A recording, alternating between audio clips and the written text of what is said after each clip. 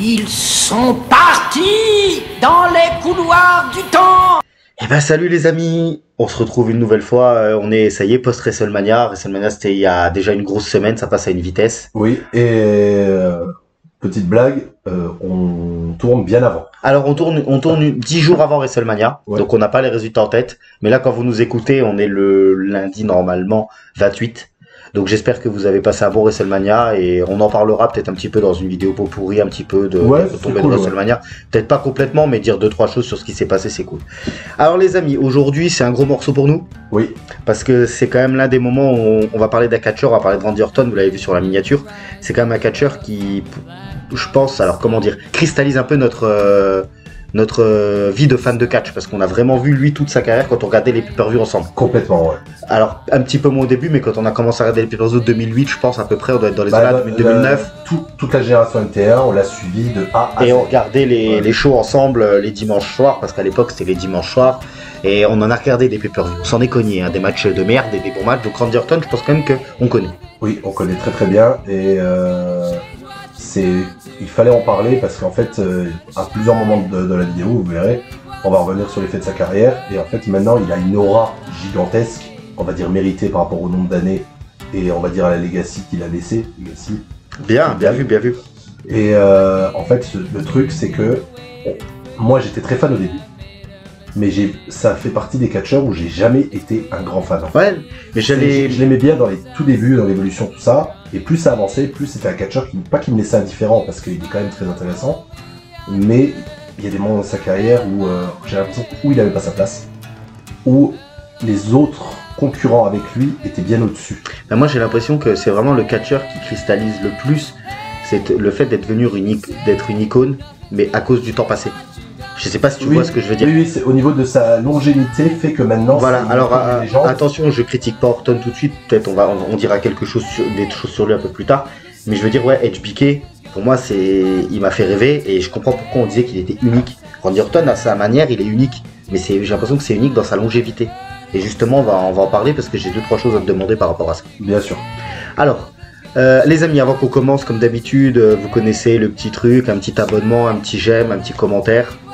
N'oublie pas la cloche. Voilà, parce que c'est toujours important, parce que YouTube, moi ça me saoule à quel point il peut jouer avec le référencement de nos vidéos, c'est impressionnant. Ouais, l'algorithme pour une petite chaîne comme nous, on va dire, c'est tonitruant. Et il y a des émissions qui vont te proposer 8000 fois, et il y en a d'autres qui vont te proposer 1500 fois, dans le même laps de temps.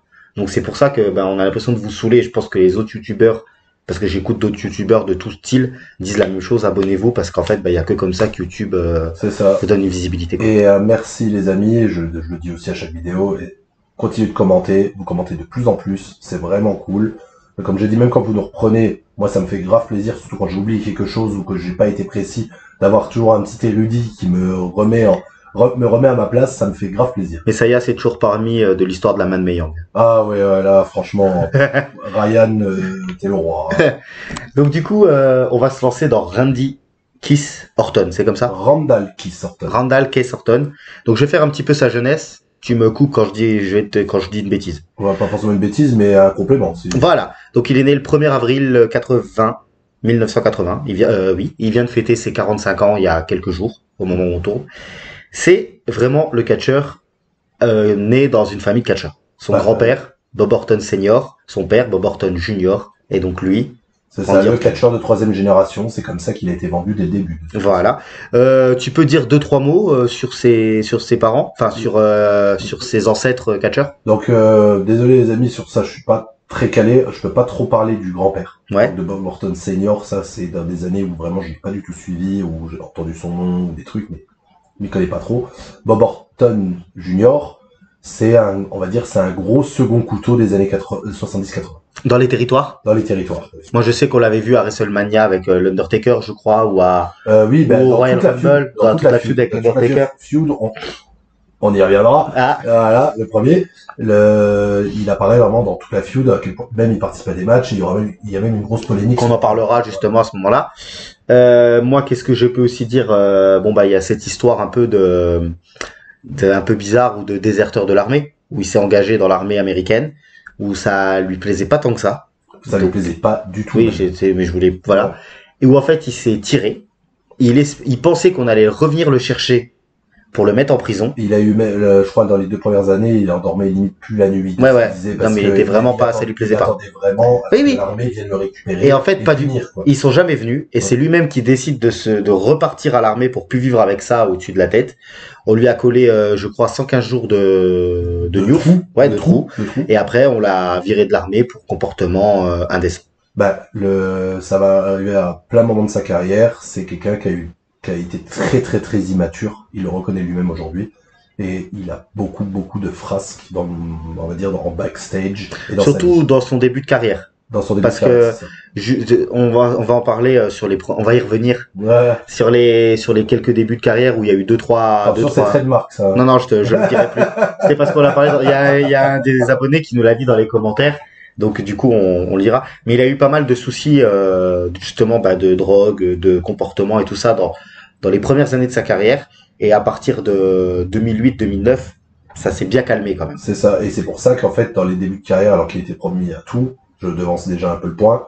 Par exemple, Triple H a décidé de le couler, on en avait déjà parlé, parce que en fait, son comportement c'était entre guillemets intenable. Alors on en parlera de toutes ces phrases qu'on fera un petit point un petit peu plus tard dans l'émission. Ouais, on en parlera au fur et à mesure, parce que je sais que ça aurait pu vraiment foutre en l'air certaines feuds, notamment celle avec Hulk Hogan. Bien sûr. Ça a vraiment failli lui, et je pense même, et là je vais te poser la question tout de suite, est-ce que tu penses que si c'était quelqu'un d'autre que Randy Orton qui avait fait la moitié de ses frasques, il aurait été dégagé? Ah oui, bien sûr. Là c'est parce que Randy Orton, ils en avaient dans leur tête, c'était un projet. Ça a toujours été un projet. Et justement, tu peux parler un petit peu de ça, dans leur tête, ça a toujours été prévu lui et Brock Lesnar? Oui, c'est ça. Donc on va reparler de cette classe fabuleuse de 2002 à la OVW. De toute façon, tous les catcheurs de cette classe-là auront leurs émissions. Ah bah oui. Batista, on l'a fait.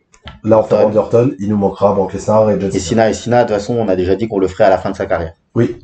Et Brock Lesnar, on sait pas quand on le fera, mais on peut le faire parce qu'il a annoncé que c'était terminé. Ah ouais, il reviendra plus? Oui, c'est dans l'actualité brûlante actuellement, il a annoncé qu'il se retirait complètement du monde du catch. De toute façon, il a des casseroles un peu aux fesses. Ouais, c'est ça. Des grosses casseroles, ouais.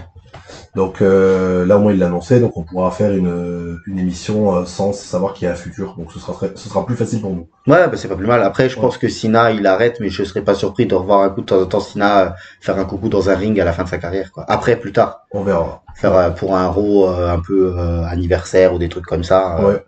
Oui. Faire devenir, excuse-moi, après devenir un petit peu le Austin. Tu sais que Austin pendant entre son dernier match en 2003 et son dernier match en 2023 ou 22, on le voyait souvent pour les Raw anniversaires. Donc je me dis Cena peut-être de temps en temps faire des coucous, quoi. Mettre un FU et puis repartir, pourquoi pas, quoi. Je te laisse reprendre sur pourquoi lui. Donc du coup dans cette sublime classe, en fait, ils ont vu 2 des 4 tout de suite. Donc le premier c'était Brock Lesnar, je l'avais déjà dit, c'était leur projet au niveau de son physique, au niveau de ce qu'il dégageait, ils ont dit c'est bon, c'est la prochaine grande star pour forever limite. Enfin au niveau de son physique, je trouve pas exceptionnel, moi le physique de Brock Lesnar si. Ah bah si, il est énorme. Ouais, c'était l'un des plus beaux physiques qu'on a vu dans l'histoire du catch, quoi. C'est bon. Oui. Oui, désolé, petit problème technique.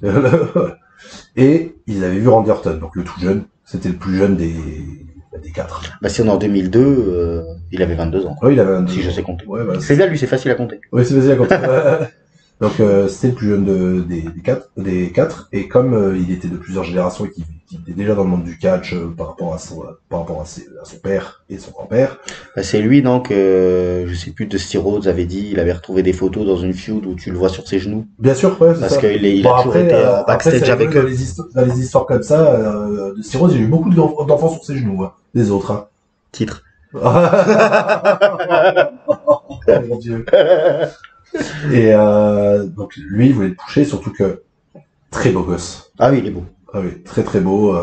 En plus, beau, mais il a un visage atypique, on va dire. Ah, mais sur sa gueule, tu vois qu'il est arrogant. Oui, voilà, c'est ça. C'est en fait, dès le début, il dégageait, comme tu dis, quelque chose, une forme d'arrogance. Il aurait été 100% dans les films américains, dans les trashers américains, le footballeur américain, tu sais, avec la veste qui se la pète et qui aurait été le premier ou le deuxième à se faire tuer dans un Freddy, quoi. Ou moi, ça me fait penser, pour ceux qui aiment bien les comics, à Thompson, celui qui devient Venom. D'accord. Voilà, donc comme tu dis, le footballeur américain, c'est balèze et très arrogant. Ouais. Moi je l'aurais vu un peu. Oui, moi j'aurais dit lui dans Spider-Man aussi, quoi. Ouais, voilà, c'est ça. Vraiment, celui qui se tape Mary Jane au premier, quoi. Ouais, voilà, c'est ça. Tout comme ça. pas le truc parfait parce que je suis pas un gros fan de Marvel, mais bon. Non, mais je pense que l'analogie, elle est claire. L'analogie, c'est un peu ça. Et donc du coup, lui, il va avoir il va pas rester longtemps à la WWE. Il va avoir 2 fois le titre hardcore, il me semble.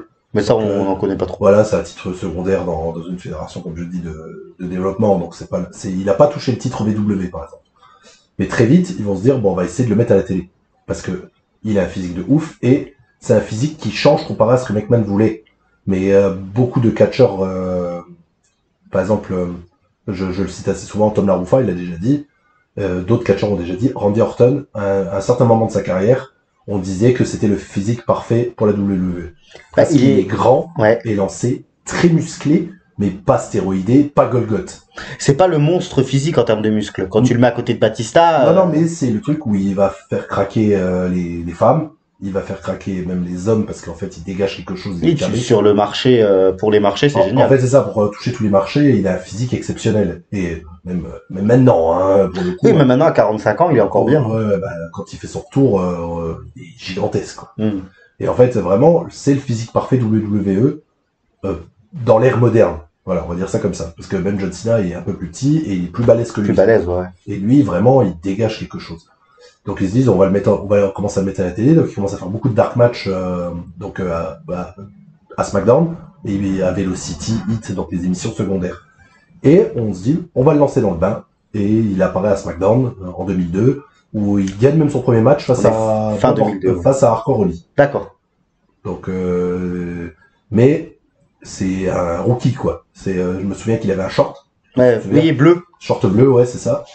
Il est très flamboyant dans les débuts de sa carrière, ce qui va pas du tout être après. Hein. Non, il va le perdre. Ça. Voilà. Donc très flamboyant, il fait des crossbody sublimissimes. Vraiment, ces crossbody de la troisième corde dans le début de sa carrière, ça fait partie des plus beaux du business. Ouais. Et une autre de ses prises qu'il commence déjà à faire à ce moment-là, c'est ses dropkicks. Ou pareil. J'adore ces dropkicks. Ah oui, ces dropkicks sont sublimes, quoi.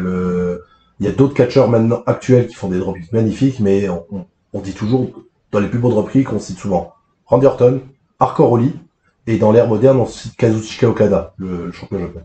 Qui font des dropkicks, les trois, mais juste parfait. Mais souvent, on peut comparer comme ça plusieurs. C'est un peu comme on avait comparé les spears. Oui. Est-ce que tu as vu le spear de Braun Breaker sur Carlito? Évidemment, j'ai beaucoup rigolé. Ah, là, on est dans mon top 3, là. Ouais. Presque, il bat Goldberg Nunzio. Ah non, le Goldberg Nunzio, je pense que ça reste le premier, hein. Je te laisserai prendre sur Randy Orton. Et, en fait, il n'y a pas encore leur RKO aussi. Donc, le RKO qui va être très important parce que je pense qu'actuellement, c'est le finisher préféré de tout le monde. Ouais. Limite. C'est le finisher le plus emblématique du catch, limite. Je pense qu'il a dépassé le stunner. Ah, carrément, tu penses? Ah oui. Alors, maintenant, je trouve vraiment, tu peux demander à, on va dire, 80%, même 90% à des fans de catch, tu leur demandes un finisher, ils vont je pense, te disent tous le RKO. Plus, mais peut-être pas sur notre génération, peut-être la génération après. Ah, la génération après, tous c'est 100%. C'est le RKO. Mais même dans notre génération, je pense que ça commence à venir où on pense tout de suite au RKO, en fait. C'est quoi ton finisher préféré, toi? De tous les temps? Ouais. Oula. T'aurais dû me poser ces questions off que j'y réfléchis. Non, pour moi, mon finish préféré, c'est le Switching Music de Shawn Michaels. Ah, ouais, il est bien placé aussi. Parce que j'aimais bien quand il le préparait dans le coin du ring et il y avait toute cette magie autour. Franchement, je peux même pas te répondre. J'y réfléchis durant l'émission et je le dirai parce que là, j'ai pas le truc en tête, tu vois. F5 impressionnant aussi. Je te laisse reprendre sur le RKO. Pas forcément sur le RKO, donc je dis ouais, il l'avait pas. Et d'ailleurs, RKO, ça s'appelle comme ça parce que c'est ses initiales, en fait. Tout simplement, voilà. C'était quoi son finisher avant le RKO? Ça s'appelait l'Overdrive. Et c'est un finisher qui a été utilisé par d'autres catcheurs plus tard. Et en fait, c'est pas bien. Ouais, franchement, je trouve que c'est l'un des pires finishers de l'histoire du catch, pour le coup. Puis le RKO, finalement, c'est un peu il s'est inspiré du cutter, du Diamond Cutter et de DDP, ouais. Et du S-Crusher, l'inventeur, John Laurinaitis. D'accord, ok. Mais pour revenir sur l'Overdrive, en fait, c'est le finisher qui a eu MVP plus tard. Donc, qui s'appelait Playmaker, je crois. Ouais. C'est un truc alambiqué où il met sa jambe par-dessus la tête du mec. Ah, j'aime pas ça. Il le fait switcher. Ouais, je te dis, c'est vraiment à chier, ça. Ouais, c'est l'un des pires finishes de tous les temps. Ah, non, ça, c'est pas terrible. Et, dans le ring, oui, tu as dit flamboyant. Flamboyant, assez aérien, quoi. Mais je pense qu'il y a rien de notable en termes de rivalité. Non, il a rien du tout parce que il va se blesser très très très vite. Donc, je crois qu'on a dit même une bêtise durant l'épisode sur Triple H. on a dit que justement il a vite été dans l'évolution, il s'est blessé après. Non, il a été blessé avant d'entrer dans l'évolution. Mais il rentre dans l'évolution quand même. Quand il revient. Et donc c'est là où je me rappelle de ces histoires où son épaule est à 60%. C'est ça, où il fait les, voilà, ils se disent qu'ils veulent continuer de le montrer à l'écran parce que ils le mettent en tant que face au début. Quand il arrive, c'est un jeune face rookie. Et en fait, ils se disent, ouais, mais vu sa tête. Ouais, il peut pas être face. Il peut pas être face, en fait, parce qu'il a vraiment une tête, comment on l'a dit, arrogant de fou, quoi. C'est vraiment, il a une tête, on a envie de le gifler, un peu, surtout dans les débuts de carrière. Et, ils se disent, bon, on va continuer on va essayer de surfer là-dessus. Comme il a une tête que les gens n'aiment pas, qui énerve. Ouais, qui énerve, le mettre à la télé. Comme il a une tête à tarte, on va le laisser à la télé. C'est ça, on va le mettre on va le mettre régulièrement, même s'il est blessé. Donc, il vient, comme tu dis, en écharpe. Et il a fait les RNN News. Donc, les Randy Orton News pour copier CNN. En disant, ouais, mon épaule, vous inquiétez pas, elle est à 45%, tout en, vraiment, en se la pétant grave. Je l'avais dit aussi, sa coupe de cheveux est immonde. Et heureusement qu'il a vite compris qu'il fallait qu'il ait les cheveux courts. Parce que ça lui enlève, très souvent, on dit qu'avec les cheveux, on a plus de charisme. Pas lui. Ouais. Lui, il faut qu'il ait sa coupe, sa coupe militaire. On va en parler tout de suite, mais il avait un souci à l'épaule, non?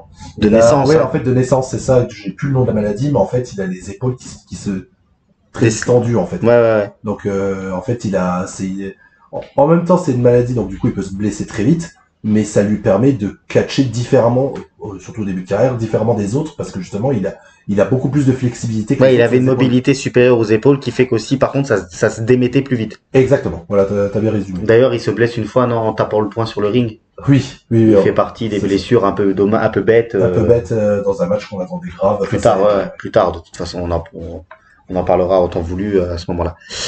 Du coup, de son début de carrière et de son arrivée dans l'évolution, tu as quelque chose à dire ou quelque chose ils vont en fait, c'est un peu comme Ric Flair avait pris Batista sous son aile. Il va faire plus ou moins pareil avec Triple H en prenant le petit jeune et lui, il se fait directement à son retour de blessure. Il vient direct dans l'évolution en fait. Il n'y a pas d'intro où il y a un peu de storyline avant qui fait qu'il va rentrer dedans. C'est vraiment, il est intégré dedans direct. Et je t'avais dit, il y avait lui et Mark Jindrak de base avant Batista. Et ils font directement les grosses promos packaging géniales de l'évolution. Ouais. C'est où ils sont tous en costard, ils se la pètent dans les limousines et tout ça. C'est vraiment, et là on le voit vraiment le jeune promis quoi. Ouais, vraiment le chosen one en fait, vraiment l'élu, ça se voit. Comment ils le mettent en avant, ça se voit. De toute façon, le but c'était dans cette évolution, c'était Triple H le catcheur actuel, enfin actuel de l'époque bien sûr. Ric Flair le vieux loup. Enfin, le passé qui représente le passé. Batista l'enforceur et Randy Orton le futur. C'est ça, mais mais les deux représentaient le futur, même Batista. Oui, mais je pense que dans leur tête, Batista, c'était Randy Orton. Batista, c'est un coup de pas un coup de bol, mais c'est aussi peut-être parce qu'Orton a été raté qu'ils ont pu mettre Batista, et puis parce que le public a tiré Batista. C'est ça aussi, parce que le public était là. À la fin, tu peux choisir qui tu veux, c'est quand même le public qui décide, entre guillemets. Oui. Donc qui va popper. Totalement d'accord. Et donc dans l'évolution, comme j'avais dit, il y aura un petit pétard dans l'évolution parce qu'il intègre l'évolution au début. Ils font des beatdowns, tout ça, et il va se reblesser. Batista aussi, les deux vont se reblesser. Ça, c'est ce qu'on explique. J'avais dit. Donc c'est pour ça qu'on le voit, que Randy Orton n'est pas là à WrestleMania 19. Face à Booker T. Il n'est pas là, c'est du Triple H et Ric Flair. Donc il faudra attendre qu'il revienne. Il revient avant Batista. Et ils vont vite le lancer sur la course au titre intercontinental. Ça, c'est les souvenirs que j'ai de moi. Voilà, c'est ça. Et c'est l'un des champions intercontinentaux les plus marquants de cette époque. Et l'un des plus marquants tout court. Parce que il va battre le record de détention. D'accord. De nombre de fois ou pas en durée, mais non, en durée. Fois. Lui, c'est en durée, pas en nombre de fois. Parce que en durée, parce qu'en nombre de fois, je crois qu'il l'a eu qu'une fois. Il me semble. Je pourrais pas dire, moi, lui, il l'a eu qu'une fois. Moi, j'ai l'impression que dans mes souvenirs, mais quand les souvenirs de jeunesse sont toujours galvaudés quand on arrive à l'âge adulte, moi, je me rappelle de Rob Van Dam qui courait derrière le titre. Et c'est face à Rob Van Dam où il va prendre le titre. Voilà, c'est ça. Rob Van Dam était champion. Moi, j'ai l'impression peut-être qu'il se l'échange une fois ou deux, mais non, en fait, non, c'est Unforgiven 2003. Le Randy Orton bat Rob Van Dam. Donc, c'est une de ses premières grosses rivalités. Donc, il bat un mec quand même assez établi. Ouais, puis c'était bien pour une première grosse rivalité. D'affronter Rob Van Dam, ça te permet de bien te mettre en avant parce que comme il a un catch flamboyant et excitant, c'est top. Et puis Rob Van Dam va te mettre en avant. C'est ce que tu viens de dire. Oui, c'est ça, il va te mettre en avant. Quoi qu'il arrive, fera en sorte que tu sois sur le... Et c'est là où il commence à faire le RKO. Donc il gagne sur le RKO. Au début, il était un peu plus aérien sur RKO et un peu moins brutal, on va dire. Ça faisait un peu il s'envolait en fait. Il s'envolait avec le mec, il tapait. Je me souvenais qu'il prenait la tête du mec que par un seul bras. Et vraiment, il faisait un peu comme sa position mythique de Randy Orton dans le coin. Et ben en fait, quand il faisait le RKO, il prenait un peu cette même position. Donc il était moins violent. C'était très beau, très gracieux, mais par contre l'impact était un peu moindre. Donc là, il rentrait sur la musique de l'évolution quand il faisait oui, c'est ça. Il avait pas encore Burning My Light. Ouais, Burning My Light, ça arrive un peu plus tard.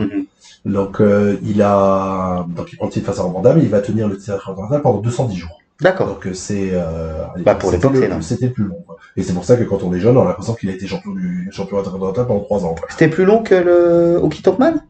Non, mais c'était le plus long depuis le Honky Tonk Man. D'accord, ok. C'est ça, je me suis mal exprimé. D'accord, parce que je me rappelle que le Honky Tonk Man, c'est un an, et puis il le perd en 30 secondes face à Ultimate Warrior. Et oui, c'est le règne le plus long intercontinental depuis le Honky Tonk Man. Mais je trouve que pour crédibiliser un catcheur, c'est super. C'est super parce que de toute façon, lui, il voulait l'envoyer aux étoiles. Donc là, lui donner le visage du mid-card, donc et de le faire mid-card parce que comme il est dans la storyline de l'évolution, il est toujours avec le main eventer de l'époque, Triple H.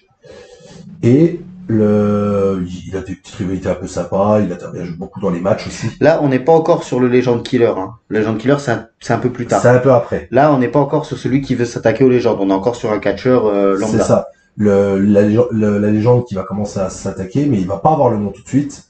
C'est Mick Foley. Alors là, moi, je voulais qu'on s'arrête justement sur cette rivalité-là parce que c'est sa première vraiment. C'est sa grosse rivalité et c'est ce qui va montrer aux gens qu'ils ont raison de miser sur lui aux yeux du public en fait. Donc par contre, excusez-moi, je ne me souviens plus comment la storyline commence. Alors je sais que c'est moi je me rappelle que c'est un Raw, il me semble. C'est dans mes souvenirs. Les amis, dans les commentaires, si on se trompe, vous nous direz parce que il faut faire tout un. Parce qu'après j'ai les autres. Mais il n'y a pas une histoire où justement Rick Bischoff dit que Mick Foley doit affronter Randy Orton à la fin du show pour le titre intercontinental. Et en fait, il l'explose dans les escaliers, il lui démonte la tête à Mick Foley. C'est un peu après. Donc ou c'est peut-être même dès le début, je sais plus. Parce que je sais qu'il lui mettait une sacrée branlée à Mick Foley. Il y a plusieurs beatdowns qui sont incroyables. Donc, excusez-nous, on n'a plus le début de la storyline.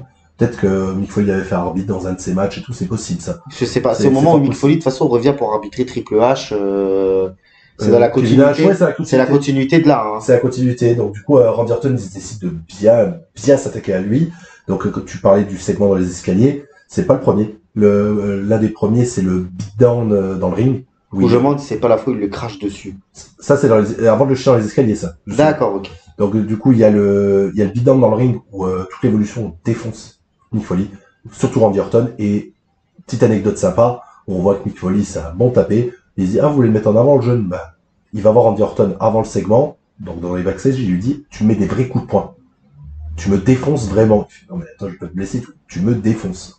Je veux que ça rende le plus crédible possible. Donc on voit le old school Mick Foley. Et il a un 9, je crois. Ah oui, il a un 9, il se fait taper bien le crâne, vraiment, il a eu au beurre noir, il a une petite poche de sang au-dessus de l'arcade, il se fait bien défoncer quand même.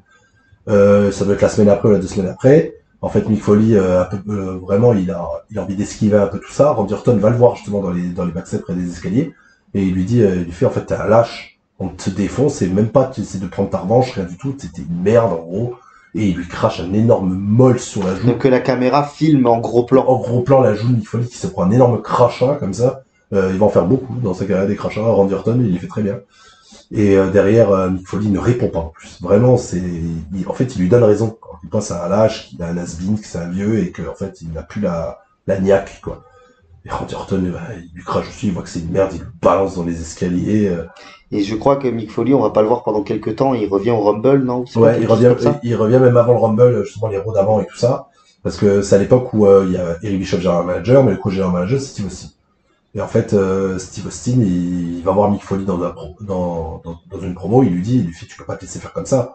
C'était pas le Mick Foley que je connais, hein, que j'ai affronté. Surtout que Mick Foley, c'était quand même un sacré badass. C'est un trop badass. Il en a morflé, hein. Et que Steve Austin lui dit ça alors qu'ils ont une grosse rivalité l'un contre l'autre, donc du coup, il est légitime à lui dire. Il fait, tu peux pas te laisser comme ça, tu vas pas te faire taper par un petit jeune, là, l'évolution se croit tout permis, et c'est pas un jeune de 20 ans qui va t'apprendre à toi comment. Oui, parce qu'on est quoi, on est 4-5 ans après ces feuds légendaires à Mick Foley.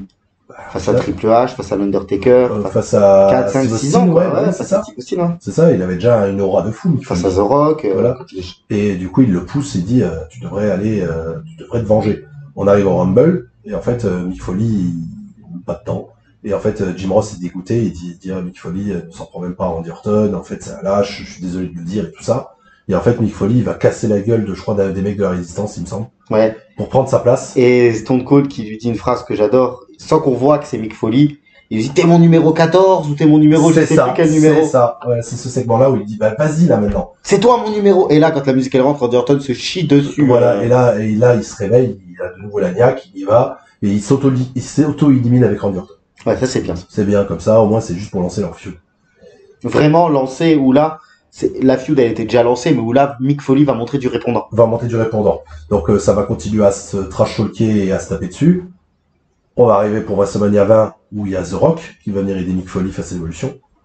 Où ils vont perdre le match, malheureusement. J'en ai déjà parlé. Hein. C'est normal. Donc du coup, c'est un tag team handicap. Donc c'est Ric Flair, Batista, Randy Orton face à Mick Foley et The Rock. Là, c'est WrestleMania 20. Et ça montre encore une fois qu'on peut surpoucher Randy Orton parce que c'est lui qui gagne le match en faisant le pin sur Mick Foley. Ouais. Non, mais faut bien comprendre que The Rock perd, revient exprès pour perdre. Et on voit plus The Rock pendant des années après. Pendant 11 ans. Parce qu'il y a sa fameuse pendant 9 ans. Parce qu'il y a sa fameuse histoire où lui il attendait qu'on le re-signe son contrat et qu'en fait jamais personne l'a appelé pour le faire re-signer. Ouais, c'est ça. C'est ce moment-là. C'est ce moment-là. Voilà. Et j'ai dit 9 ans, je me suis trompé. Donc du coup, il vient en 2004 et on voit plus The Rock de 2004 à 2011. Oui, parce qu'il vient, pour affronter Cena. Oui, voilà, il revient pour affronter Cena et son dernier match avant Cena, c'est face à Goldberg. Oui. On n'a pas mélangé, c'est pas après? Non, Goldberg, c'est avant. Hein. Goldberg, c'est à WrestleMania. C'est après WrestleMania 19, Goldberg. Goldberg, c'est WrestleMania 20. Ouais. Face à Brock, c'est WrestleMania. Ouais, bah oui. Et voilà. Et l'évolution, c'est la même date? C'est WrestleMania 20 aussi? Oui. Ok, bon, alors on est bon, là. Voilà, The Rock, il a catché l'année d'avant. Ouais, il a catché l'année, et à 19, il affronte Stone Cold. Le dernier match de Stone Cold Steve Austin pendant tant d'années. Désolé les amis, je voulais être sûr de ce qu'on dit, je voulais pas dire de bêtises. Voilà, donc que je reprends le fil, excuse-moi. Donc on est après WrestleMania, donc la feud va vraiment culminer à Backlash, donc le fameux match qu'on voulait parler. Donc ça va être Mick Foley, il en peut plus, il dit voilà, tu vas mettre ton titre en jeu et là, mais par contre tu vas affronter une de mes facettes, tu vas affronter la facette la plus brutale, Cactus Jack. Et donc c'est un match hardcore.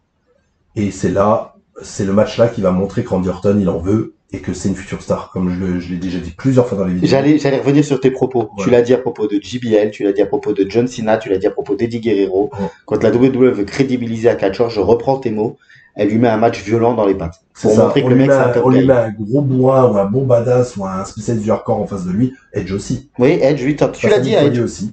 Donc Triple H aussi, intéressant. C'est face à Mick Foley aussi. Voilà. Mick Foley, de toute façon, le jour où on va faire son émission, Mick Foley, il y aura beaucoup de tirs parce qu'il en a fait des carrières. Il en a fait des carrières. Il en a monté des jeunes.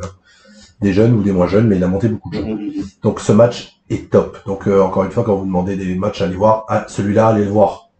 Vraiment. Donc Randy Orton contre Mick Foley, Backlash 2004. J'ai le droit de dire que c'est l'une de mes rivalités qui m'a le plus marqué étant jeune fan de catch. Oui, bien sûr. J'ai adoré cette rivalité. Elle est top. Avec le temps, ça me faisait chier de voir Mick Foley se faire toujours démonter. Maintenant, avec le recul, je comprends que c'est normal. Oui. Qu'il fallait que Mick Foley perde. Mais qu'est-ce que j'aimais bien cette rivalité. Ouais, elle est vraiment top. Et le match, il est nickel, parfait. Donc, c'est Randy Orton qui va prendre plein la gueule, des coups de Barbie, racler le barbelé. Et le mec catch en slip. Voilà, c'est là, à partir de ce moment-là, il est en slip et il le gardera toute sa carrière. Hein. Il va, et c'est le moment mythique du match. Il va tenter un RKO sur Mick Foley, il va finir dans les punaises. D'accord. Mick Foley va le contrer et Randy Orton torse nu complet et bam dans les punaises. Et c'est dans le match-là où Mick Foley tombe la tête dans les punaises. C'est contre Triple H. Oui, c'est pas un pedigree directement dans les punaises. Ok. Parce qu'il c'est un grand malade. Voilà. Mick Foley, de toute façon, c'était vraiment un catcheur, comme avait dit Ric Flair, un cascadeur glorifié, ce qu'avait dit Ric Flair. Ouais, ça c'est pas. Alors que moi, cool. J'adorais Mick Foley. Et j'aime encore Mick Foley, il est toujours là. Oui, exceptionnel Mick Foley. Ça m'avait fait rigoler même Mick Foley de l'avoir vu dans une émission dans Cauchemar en cuisine. Là, je savais même pas. Alors il apparaît chez Gordon Ramsay. Alors désolé, un petit trivia, mais Gordon Ramsay fait un restaurant à Long Island. Et je crois que Mick Foley est de Long Island. Oui. Et quand il rouvre, tu sais, c'était toujours le même schéma d'épisode. Et quand il rouvre, tu vois dans les gens, tu vois Mick Foley. Mick Foley en tant que client. Voilà, rien à dire, c'est complètement inutile, mais je voulais le dire. Après cette rivalité-là qui montre que Randy Orton c'est un bon badass, et les officiels avaient déjà prévu qu'en fait que c'était lui qui allait reprendre le titre. Ils voulaient lui donner, et comme ça permettait d'effacer le record de Brock aussi. Parce que Brock Lesnar avait le record du plus jeune champion du monde de l'histoire. Le plus jeune champion de la WWE d'histoire. Donc du coup, en mettant Randy Orton, ça permettait de casser le record, comme ça on parle plus de Brock, parce qu'il voulait plus en parler à l'époque, je rappelle. C'était l'année où... Oui, Brock, il est, comme on l'a déjà dit, puis comme on en parle dans cette émission. Voilà, Brock, c'était le plus jeune champion du monde, je crois, avant 25 ans. C'est ce que je viens de dire. Et il voulait... Non, mais je sais que la WWE, comme tu l'avais dit, il avait pris très mal, et donc ils se sont servis d'Orton et de son âge. C'est ça, pour casser le record. Pour faire comme si Brock Lesnar, et puis finalement, c'est vrai que Brock Lesnar, ils l'ont plus jamais rappelé. Oui, non mais... mais bon, pareil. Non, mais pendant 10 ans. De 2004 à 2012. Ah ouais, lui, ça a pris du temps. Ouais, et lui, 8 ans. Lui, je pense, alors, il y avait deux mecs que je pensais jamais revoir à la WWE, c'était Brock Lesnar et CM Punk. Comme quoi, faut jamais dire jamais avec la WWE. Surtout avec ça, ouais. Donc, il faut déjà lui faire perdre le titre intercontinental. Donc, il va le perdre face à Edge, qui était aussi dans son retour push. Ouais. Donc, je trouve que c'est très intelligent de l'avoir donné à Edge à ce moment-là. Comme ça rend les deux. Puis Edge Orton. Ils vont. C'est que le début, quoi. Ouais, c'est ça. Ils vont souvent se retrouver et pas se lâcher. Donc, il gagne je crois que c'est une bataille royale pour justement désigner challenger numéro 1 à Chris Benoit avant SummerSlam. Oui, il gagne une bataille royale. Voilà, oui, parce que notre ami Triple H, il est occupé avec Eugene. Voilà. Donc, du coup, Randy Orton, il a une petite place pour pouvoir devenir aspirant numéro 1. Il le devient. Et à SummerSlam, c'est un coup de tonnerre, hein, parce que personne s'y attendait à l'époque. SummerSlam que tu as déjà parlé, et tu te rappelles, on a eu la réponse. Oui. Tu avais expliqué que les fans étaient versatiles, c'était bizarre. Voilà, pourquoi ils soutenaient pas les mecs de leur pays, qu'ils soutenaient pas les faces. C'est parce qu'en fait, les places étaient hors de prix. C'est ce qu'un abonné nous a expliqué, dans les commentaires. Je me demande si c'est pas Gab qui nous a expliqué ça. Et, du coup, il arrive à battre Randy Orton. Non, il arrive à battre, Randy Orton arrive à battre Chris Benoit. Donc, incroyable. Donc, il devient champion du monde. En plus, marque de respect à la fin entre les deux. Donc Chris Benoit lui serre la main quand même, alors que c'est un gros heel d'évolution. Benoit qui avait gagné le titre donc à WrestleMania et il le perd finalement à SummerSlam quelques semaines après. Quoi. Voilà, c'est ça, quelques mois. Quelques mois après, oui, enfin. D'avril à août, hein. Ouais, d'avril à août, et puis comme on a déjà dit des milliers de fois, enfin des dizaines de fois, Chris Benoit qui est dans les rivalités en dessous. Ah bah lui, il est jamais en main event. Triple H, Shawn Michaels, mais lui il affronte Kane. Ouais, c'est ça, voilà. Il est jamais en main event, donc rien de transition parce que ça n'est pas la WWE, on a parlé multiples fois, on va pas revenir dessus. Donc Randy Orton est champion. Ah, c'est bien d'avoir fait ça. En vrai, ouais, parce que c'est maintenant avec le recul. Avec le recul, je trouve que c'est positif. Le problème, c'est ce qu'ils en font derrière. Et que là, on peut même pas trop incriminer le booking, on va incriminer Triple H. Et là, on peut déjà commencer sur les problèmes de Randy Orton. Parce que, oui. Les trucs à incriminer, c'est comment Triple H va l'enterrer. Et que Randy Orton s'est enterré aussi tout seul. Oui, il a eu Triple H in ring qui l'a enterré, mais backstage, il a eu besoin de personne. C'est ça, parce que c'est là où il commence à avoir un melon vraiment démesuré, parce qu'en même temps, depuis qu'il est arrivé, on lui dit c'est toi la star. Donc à 22 ans, et que il avait eu des soucis à l'armée, comme on avait dit, qu'il baigne dans le monde du catch. Donc je pense qu'en fait, il avait pas les pieds sur terre du tout, Randy Orton, à cette époque. Parce qu'il a toujours vécu un peu une vie complètement différente des autres. C'est ça. Il est au milieu des stars du catch pendant sa jeunesse. L'armée, ça s'est mal passé, mais lui, par contre, il avait toujours le but de devenir catcheur. Hein. Son père ne voulait pas. Mais lui, il voulait. C'est ça, mais lui, il voulait. Donc, il a toujours été baigné là-dedans. Son père, il fait partie des catcheurs des années 70-80. Il connaissait le Dark Side of the Ring. J'allais dire l'ambiance du catch. L'ambiance du catch, et il voulait pas que son fils soit là-dedans. Et au final, même si c'est pas la même époque, Randy Orton, il va avoir tous les mauvais côtés du catch. Ouais. Au final. Justement, là, de lui avoir donné l'interdit, il va embraser l'interdit. Tu veux faire une liste de toutes ces phrases ou tu veux en parler au fur et à mesure? Non, là, on va en parler un petit peu de celle-ci. Ouais. Donc, celle-ci, c'est vraiment une prima donna. Ouais. Donc, c'est vraiment, en plus, pour revenir sur ce qu'on dit, sur tout ce qu'il a eu, plus son physique. Donc, quand tu sais que t'es beau, vraiment, où tout le monde te le dit toute la journée, que t'es beau, que t'es un avenir prometteur, que t'es une chosen one, que t'es machin. Puis que t'es champion du Voilà, lui, il devait se voir vraiment comme Dieu, quoi. Vraiment, il devait se lever le matin, il fallait lui embrasser les pieds, je pense. Ah oui, je pense. Parce que, du coup, je peux parler de ces phrases, parce que ce que je dis, c'est corroboré par des faits. Donc, à l'époque, il commence déjà un peu à picoler, malgré qu'il est quand même l'évolution avec lui. Donc avec des mecs qui peuvent le calmer, ben ils arrivaient pas. Donc en fait, il détruisait les chambres d'hôtel. Vraiment, il avait des crises de nerfs ou d'alcool. De manque peut-être aussi. De manque et tout. Il se droguait aussi. Oui. Et donc du coup, il dégommait les chambres d'hôtel, il faisait des bringues de fou, et vraiment, ça finissait jamais bien. Donc vraiment, des bagarres, comme j'ai dit, les chambres d'hôtel, il défonçait. Beaucoup de manque de respect, surtout ceux qui croisaient en fait. Que ce soit des fans, on va dire comment ça s'appelle, du personnel dans les hôtels. Et du personnel de l'hôtel, ouais. Partout, à l'aéroport, machin, il était exécrable. Et même avec des employés backstage, donc du coup des officiels pas importants, parce que je pense qu'il allait pas les cracher sur Vince McMahon, oui. Mais par contre les petites gens, ils s'en prenaient plein la gueule. C'est reconnu quoi. Ben moi j'ai l'histoire avec c'est ce que tu me disais tout à l'heure, le sac de Stacy Keibler. Oui c'est ça, en plus comme il était jeune, il faisait, en plus d'être un connard, il voulait faire des farces, sauf qu'en fait ces farces, ça allait beaucoup trop loin quoi. Et donc du coup l'anecdote de Stacy Keibler, il a quand même été lui chier dans son sac à main quand même. C'est beau. C'est littéralement les enfants. Hein, c'est pas une blague. C'est pas une blague. Il était déféqué dans le sac d'une diva de l'époque. Donc c'est quand même. Même Owen Hart qui était en backstage, qui faisait énormément de blagues. Ouais, mais Owen Hart c'était pas le même bon enfant. C'était bon enfant. C'était bon enfant. La Randy Orton, il va faire on va dire c'est le bully. C'est le bully, voilà, c'est ça le bully, des pranks mal placés. Bon bah, autant qu'on commence, t'as raison. On va enchaîner les phrases comme ça. On fait les phrases comme ça, on n'en parle plus. Et moi justement, j'aurais un truc à dire à la fin des phrases. Voilà, donc il aura plein de problèmes avec la wellness policy. Donc c'est la drogue, ça. La drogue à cause des prises de médicaments. Parce qu'en fait, il faut savoir que je crois que la wellness policy n'a pas été mise en place tout de suite. Non. C'est à la mort après la mort de Chris Benoit. De Chris Benoit, où si tu te faisais gauler 3 fois avec de la drogue, t'étais viré. C'est ça. T'avais 30 jours de suspension, 60 jours de suspension, et à la fin, t'étais dégagé. Et Randy Orton, c'est on en parlera plus tard dans sa carrière, ça fait partie des rares intouchables liés à ça. Parce que il s'est fait gauler plein de fois. Des fois, ça n'a pas été reconnu, on l'a laissé tranquille. On a fait passer ça pour une blessure. Pour une blessure, des choses comme ça, parce qu'ils n'ont jamais voulu le virer, de toute façon. Parce qu'il fait partie de la... De toute façon, lui, quoi qu'il arrive, il était pas possible d'être viré. Dans leur tête, à eux, c'était pas possible. C'est ça. Mais pour vous dire pour vous dire que quand Rob Van Dam se fait attraper avec la drogue, on l'enlève. Randy Orton, à chaque fois qu'il revenait de suspension, c'est dans un vrai programme à chaque fois. Et il a même été suspendu dans les house shows à la rivalité avec Hulk Hogan. Il a été suspendu dans les house shows, mais il continue à apparaître à la télé parce que la rivalité est trop importante pour qu'on le vire. Oui, c'est ça. Et donc dans ces phrases que beaucoup d'insultes envers des fans dans les house shows, vraiment des prises de bec, des machins qui ont failli partir, à quel point que les gens l'ont déjà attrapé, hein, donc plein de problèmes comme ça. Et j'ai une petite anecdote aussi sur ces frasques. Elle est rigolote. Elle a déjà été dit. Elle est sortie assez tardivement, on va dire, dans les années. Il allait dans les meetings où il y avait les nouveaux catcheurs, ou les prospects, en fait. Donc il se pointait en tant que vétéran, donc tout le monde était content, il voyait Randy Orton.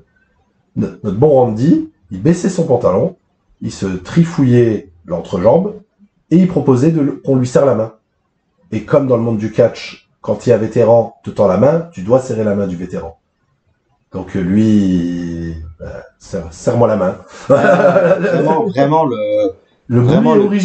petit enculé quoi. Vraiment c'est ça, vraiment le plus. Et c'est pour ça, et on voit même qu'il y a eu, alors je sais qu'il se marie une première fois assez tôt, en 2005, 2006, 2007. Il a une enfant en 2008, même que c'est Triple H, le parrain de l'enfant. Ouais. Et après 2008-2009, il n'y a plus de frasques. Il se fait attraper une fois pour la drogue, une fois mais après c'est fini. Oui, c'est en fait le truc c'est que jusqu'à 2009 où c'est là où il aura son pic, on va dire de star. On en parlera. Peut-être là, en plus il avait des jeunes avec lui parce que c'est en 2009, c'est là où il y a la Legacy, où il doit gérer 2 petits jeunes. Et Cody Rhodes en a beaucoup parlé dans des interviews. En fait, c'était les petits jeunes qui géraient Randy Orton. Ouais. Parce qu'il continuait encore dans les hôtels à faire n'importe quoi, à faire plein de blagues, à picoler. Et en fait, c'était Cody Rhodes, c'était DiBiase qui le tenait. Ça me fait penser un petit peu l'histoire avec Shawn Michaels quand il revient et qui va remercier, bon, je l'ai déjà dit, mais qui va remercier le mec qui lui a fait la nounou c'est ça. Pendant des années. Mais sauf que là, c'était les petits jeunes qui devaient prendre sous son aile. En fait, c'était les petits jeunes qui étaient obligés de le protéger lui de son comportement. En fait. Et c'est après ça, où justement là il va être poussé en tant que champion du monde et tout ça, où à mon avis il a dû dire ouais c'est bon, j'ai passé l'âge en fait. Et puis après voilà, il passait la trentaine, vraiment stop quoi les débuts. Mais il a reconnu que assez récemment, Randy Orton lui-même dans des interviews où en fait il a dit il met ça sur le compte de l'immaturité et qu'il n'était pas prêt à être une star aussi jeune. Bah t'imagines quand même, on te dit toute ta vie que t'es une star, combien de personnes dans le sport a tourné la carte? Alors moi je prends l'exemple du foot, le nombre de mecs.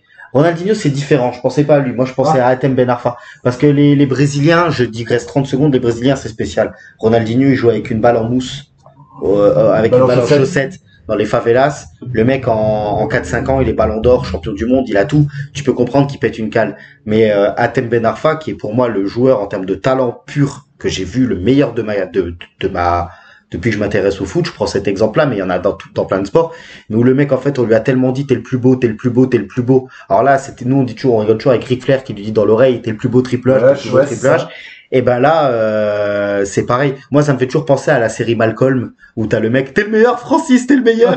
Et ben là, c'est exactement ça. Et ben Arfa, c'est un peu ça. Le mec n'a utilisé peut-être que 20 ou 30 ou 40% de son talent, parce que dans la tête, on lui a toujours dit, t'es le meilleur, t'as pas besoin de travailler, t'es le meilleur, t'as pas besoin de travailler. Randy Orton, c'est un très bon parallèle, parce que pour moi, c'est ça. Vraiment, pour moi, c'est ça. Et même lui, il le reconnaît que il s'est foiré son début de carrière à plein de moments à cause de ça, à cause de son comportement merdique, quoi. Donc on peut peut-être revenir ensuite à sa carrière de catch. Non mais là c'est bien comme ça. Mais comme ça quand on va reparler de la rivalité Légende Killer avec Hogan et tout, il y aura pas besoin de redire. Oui voilà, comme ça on a fait un gros point sur ses frasques et on pourra revenir sur sa carrière normale maintenant, quoi. Voilà, on va reprendre au moment où il est champion du monde face à Chris Benoit. Oui. Pourquoi est-ce qu'on dit que sa victoire face à Chris Benoit et le run qui suit derrière, c'est pourri? Explique-moi. Alors, il y a 3 points. Donc, on vient d'en faire un. Les phrases backstage. Donc, on n'a pas besoin d'en parler. C'est ce qui va le tuer aux yeux des officiels. Aux yeux des officiels et peut-être des autres catcheurs. Surtout de Triple H. Ok. Parce que là, comme on l'a dit à l'époque, c'est Reine de la Terreur. C'est lui qui décide. Plus ou moins. Et puis surtout que Triple H, il a vu ça il a vu l'autodestruction des gens plus jeunes avec la clique. Avec la clique, c'est ça, et il a peut-être pas envie de reproduire ça, il a dit vas-y, on va le remettre à sa place, le gamin. Je suis persuadé que dans sa tête c'était ça. Ok. Et qu'en plus il voyait Batista monter à côté. Oui, donc, enfin bon, en même temps, comme on l'a déjà dit, t'as monté Batista parce que t'as foiré Randy Orton. Voilà. Ça fait fâcher. C'est nos maîtres. Ouais. Premier point. Deuxième point. Deuxième point, c'est un face exécrable. Parce qu'à l'époque, en fait, à sa gueule, il peut pas être face. Parce que c'est un peu comme Shawn Michaels avant sa blessure, fin des années 90, on voit son agenda dans ses yeux, quoi.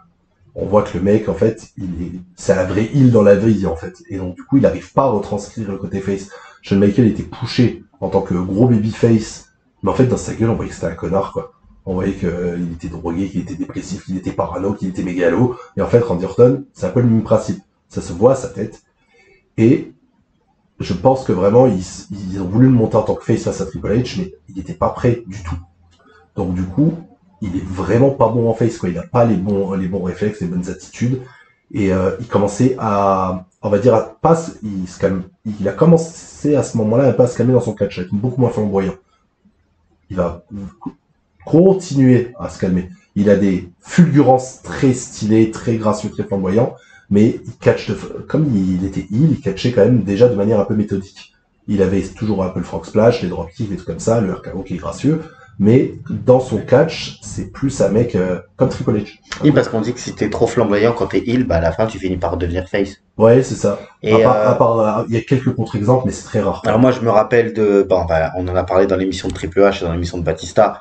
Où le Batista bombe, non pas Batista bombe, l'électrique chair sur lui, c'est ça, quand il a le titre. C'est le lendemain. Quand il baisse, voilà. Et je sais que la semaine d'après, par contre, c'est Orton qui s'en sort fort parce qu'il sort d'un gâteau d'anniversaire ou un truc comme ça.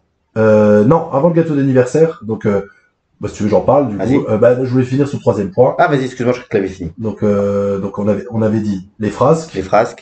Ah bah non, je l'ai fait le 3e point. Ouais, tu l'avais, redis-les, les frasques. Les frasques, de se mettre mal vis-à-vis des officiels, et que c'est un babyface de merde. Voilà, c'est ça. Et puis que la rivalité était peut-être pas top non plus, quoi. La rivalité, sur papier, elle est bonne, mais comme je dis, en fait, il n'était pas capable de jouer le face. Oui, de toute façon. Et que, vraiment, Triple H, il a décidé que, dans les moments, je vais le couler. Donc... Bon, par contre, là, il rentre avec Burning My Light. Ah oui, déjà depuis quelques temps. Là, c'est Mercy Drive, c'est plus les musiques de l'évolution. Et, et après, on enchaîne. Petite anecdote, il détestait ce thème.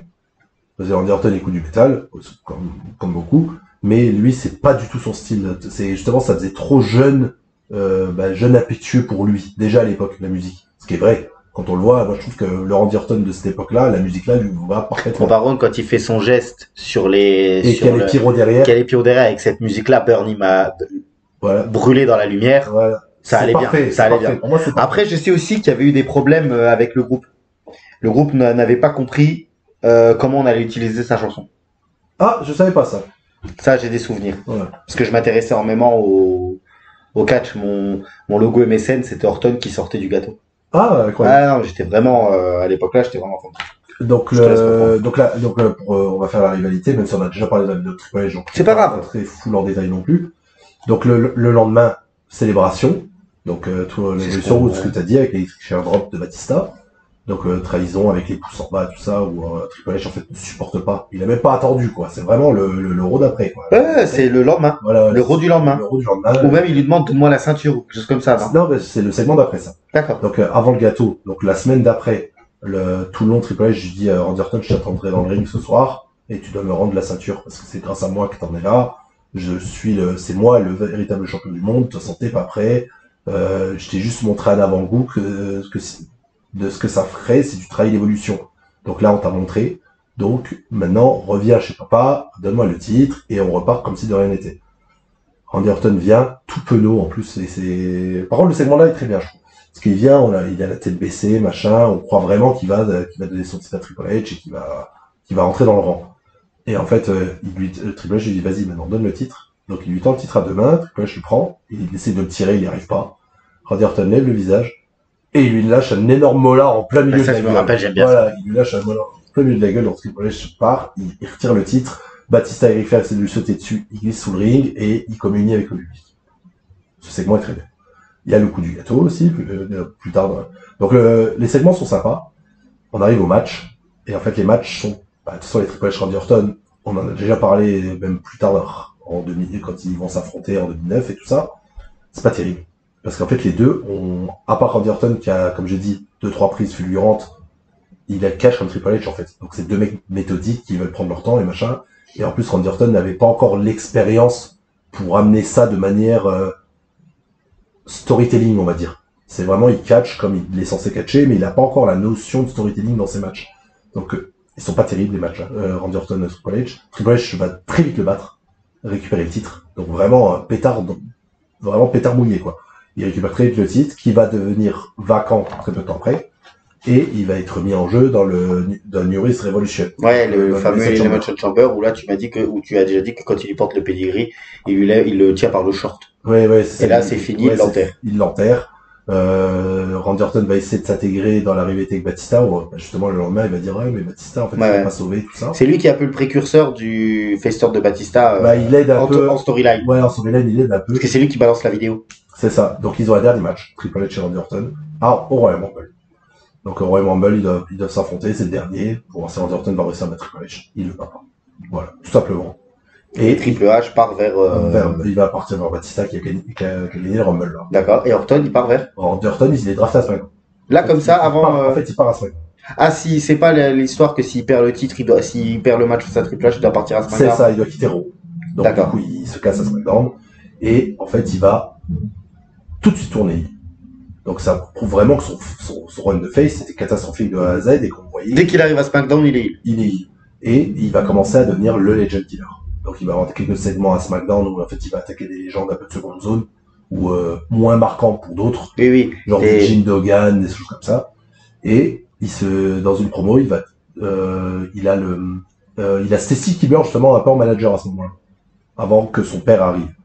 Donc c'est rigolo, il l'a en manager mais il lui chie dans son sac. Désolé. Et il va prendre le micro et en fait il va se mettre en tête, parce qu'on est juste avant WrestleMania, c'est moi qui va battre le Taker. Et c'est le premier qui va parler de la streak. Parce qu'avant on n'en parlait pas. Je sais que la WWE en parlait une fois au moment du 10-0. Non, c'est juste le Taker qui fait un signe de main qui est son 10e. Okay. Mais il n'est pas advertisé, ils en parlent pas. C'est vraiment le Taker qui montre qu'il en a 10. Mais vraiment, juste, ça n'a jamais été mis dans les points de storyline jusqu'à maintenant. Mais c'est bien finalement C'est super. Donc du coup, Randy Orton, c'est le jeune loup. Là, il dit, voilà, moi, je suis le Legend Killer, donc du coup, je vais taper la légende qui est invaincue à WrestleMania. C'est moi qui va lui donner sa première défaite. Le Taker répond, on va dire, favorablement au combat, mais de manière agressive. Les deux vont avoir des segments où Randy Orton va l'attaquer et tout ça. Maintenant, il y a le père, c'est plus Tessie, c'est Cobb Orton qui va venir auprès de son fils et montrer, voilà, c'est lui le catcheur de troisième génération, c'est lui le futur. C'est lui qui va enterrer toutes les légendes parce que c'est lui qui va devenir champion du monde. C'est bien comme ça d'avoir mis. Ouais, non, moi j'aime vraiment beaucoup le début de la rivalité, elle est vraiment top. J'aime beaucoup un des promo packages qui est génial où justement le Randy Orton montre un promo package où justement il va faire 13-1, le battre et tout ça. Et Taker fait apparaître une vidéo, c'est comme si Taker il faisait apparaître une vidéo sur le Statron. Et en fait, on voit 13-0 et le 0 devient le haut d'Orton. Et ça marque Orton. C'est vraiment stylé ça pour le. Mais ça, je vais te souvenir. Voilà, ce match-là, on l'attendait grave avec un de mes potes d'enfance à l'époque. Et on avait une copine de notre, on va dire, de nos classes qui était fan de Randy Orton et on lui dit non, Taker, il va l'enterrer ton petit jeune à chaque fois. Déjà à l'époque, tu vois. Donc j'aime bien cette anecdote. De toute façon, je pense qu'il n'y a jamais eu aucune discussion backstage pour qu'Orton batte le Taker. Je pense pas, non, mais ça permettait de le crédibiliser encore. Non, mais c'était super. De le renvoyer en tant que c'est super. Et puis justement, ça lui envoie aussi dans une rivalité où si tu perds le match, c'est pas grave. Oui. Parce que c'est face au Taker. C'est ça. Donc notre bon Taker contre Orton à Mania, je vous conseille d'aller voir. Ouais. C'est un très bon match et c'est avant que Undertaker se transforme en véritable catcher. C'est comme on le dit souvent, là où il va vraiment se découvrir une passion, où il va commencer à catcher comme un ouf. Là, il y est pas encore, parce que c'est en 2006 qu'il va commencer à mettre son pantalon face à Kurt Angle, où il va avoir son legging fin, où on voit ses grandes jambes, tout ça. Où ça va durer. Là, il a encore un peu le style mi-badass, mi-deadman. Il a déjà bien les cheveux longs, là, maintenant. Mais il a toujours le pantalon en cuir long, large.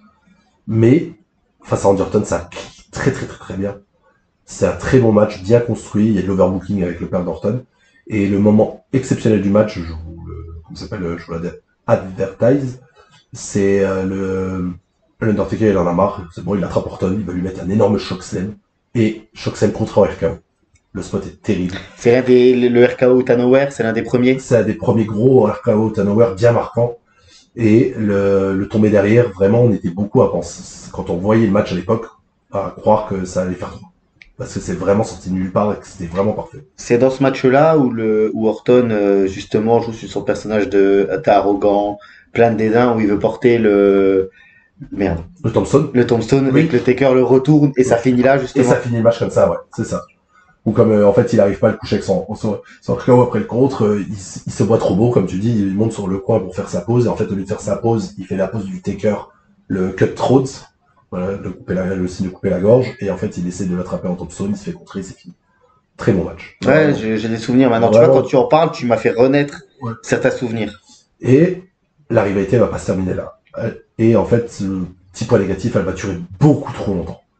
Parce que la rivalité commence en WrestleMania, un peu avant WrestleMania, et elle va finir que en fin d'année en décembre. Donc c'est quand même une rivalité de 9 mois. Ouais. Il y a des moments très marquants, mais ça a trop duré. Vraiment, c'est une rivalité, en fait, au bout d'un moment, on en a marre. Quoi. Il y a des moments quand même où Orton gagne des matchs. Oui, jamais clean. Jamais clean. Il gagne un match, je sais plus si c'est pas un backlash ou pas la revanche. Je crois qu'il la gagne parce que Bob Orton lui met un coup de plâtre dans la tête de Taker. Donc du coup, il arrive à gagner. Et on arrive à un gros match où justement, le Taker, il en a marre que le père de Randy Orton intervient tout le temps. Et donc du coup, il les défie dans un handicap match du cercueil. Donc, encore une fois, Randy Orton qui participe à une grosse stipulation face à Undertaker, donc c'est pareil. Hein. Et les Orton vont gagner. D'accord. Les Orton vont gagner, et c'est un moment ultra mythique parce qu'ils foutent le feu au cercueil.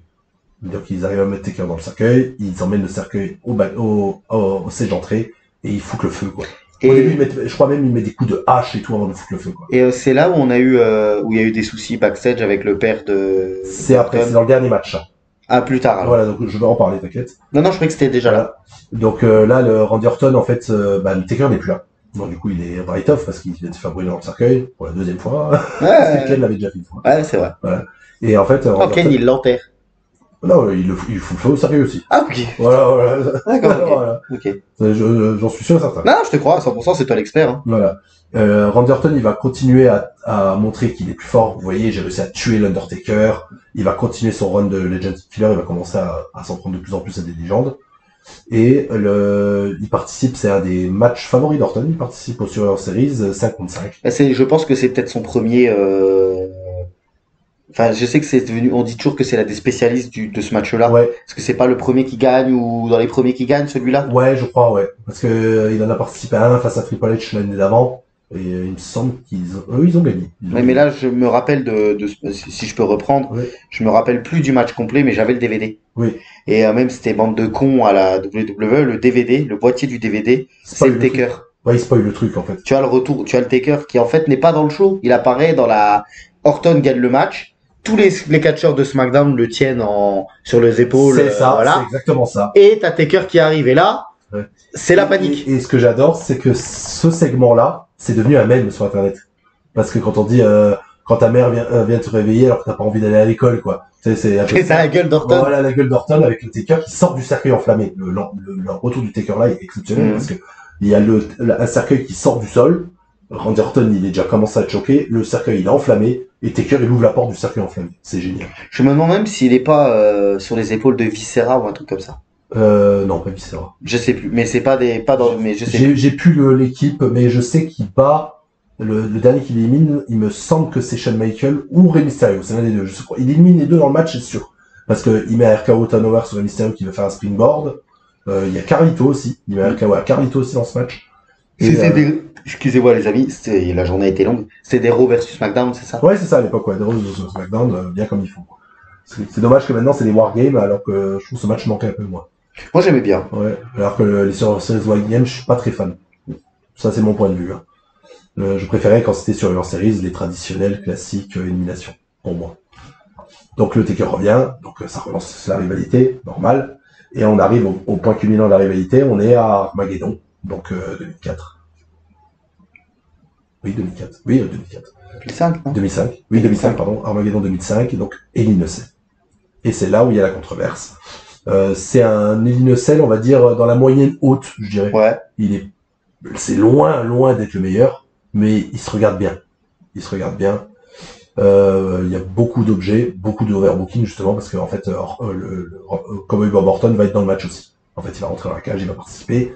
Et la controverse, c'est qu'en fait, il va saigner dans le match abondamment, Bob Orton, alors qu'il avait été testé quelques semaines avant positif à l'hépatite. L'hépatite, je sais plus laquelle. L'hépatite C, je crois. Je sais plus, mais en fait, le Taker avait pas été pas au courant, il a pété un câble. Il a pété un câble parce qu'en fait, on lui a révélé après le match. Ouais, et il a pété un boulon. Il a vraiment pété un boulon. Vu que c'est une maladie qui peut se transmettre par le sang. Par le sang, et que comme c'est un match bien sanglant, surtout dans un Nocel, ça va vite à se faire une micro-coupure en s'arrachant sur la cage. Ouais, voilà, c'est ça. Donc du coup, vraiment, là, il était enragé, le Undertaker.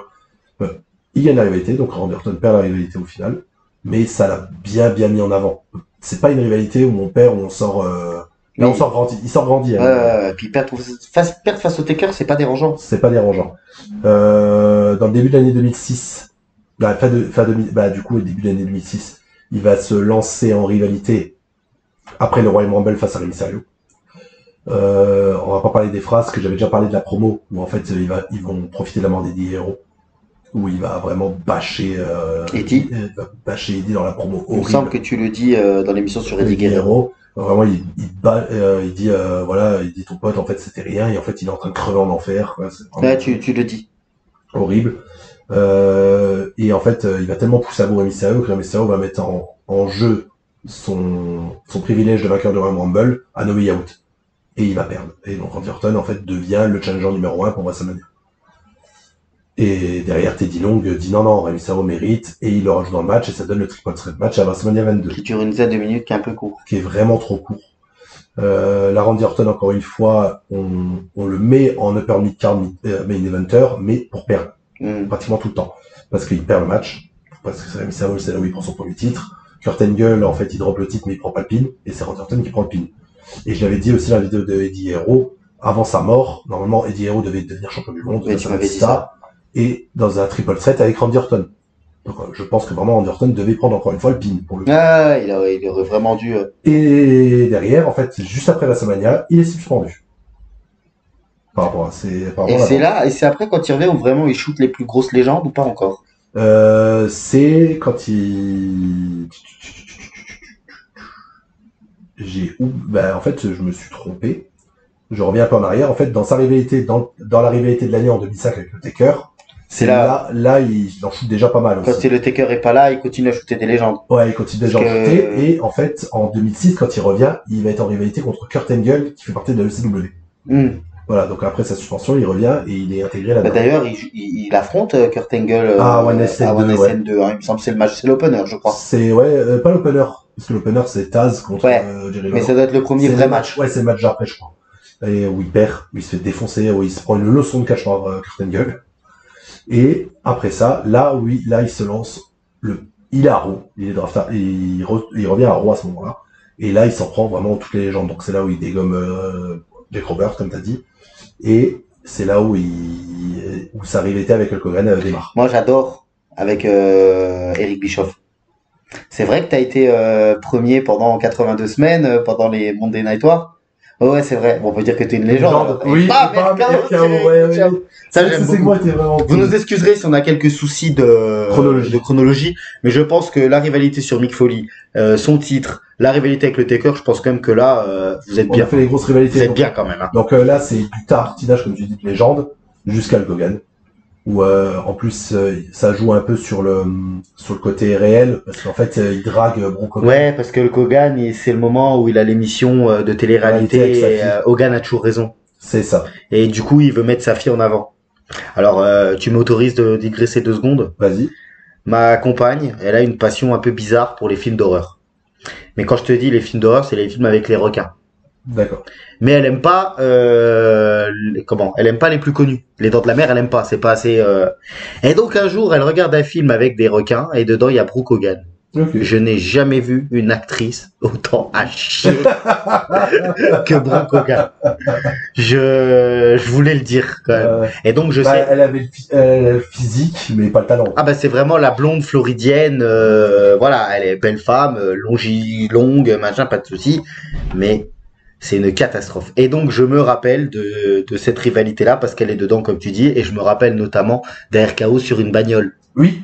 Où elle est à côté et où elle rigole, cette cruche. Elle rigole alors que son père venait de se prendre à fond. Voilà. Et je sais elle minaude un peu quand Orton la dragouille. Elle est pas contre. Oui, ça joue là-dessus. Donc, du coup, Hogan, dans la storyline, veut défendre sa fille, c'était normal. Et, encore une fois, pour moi, c'est notre bon Hogan.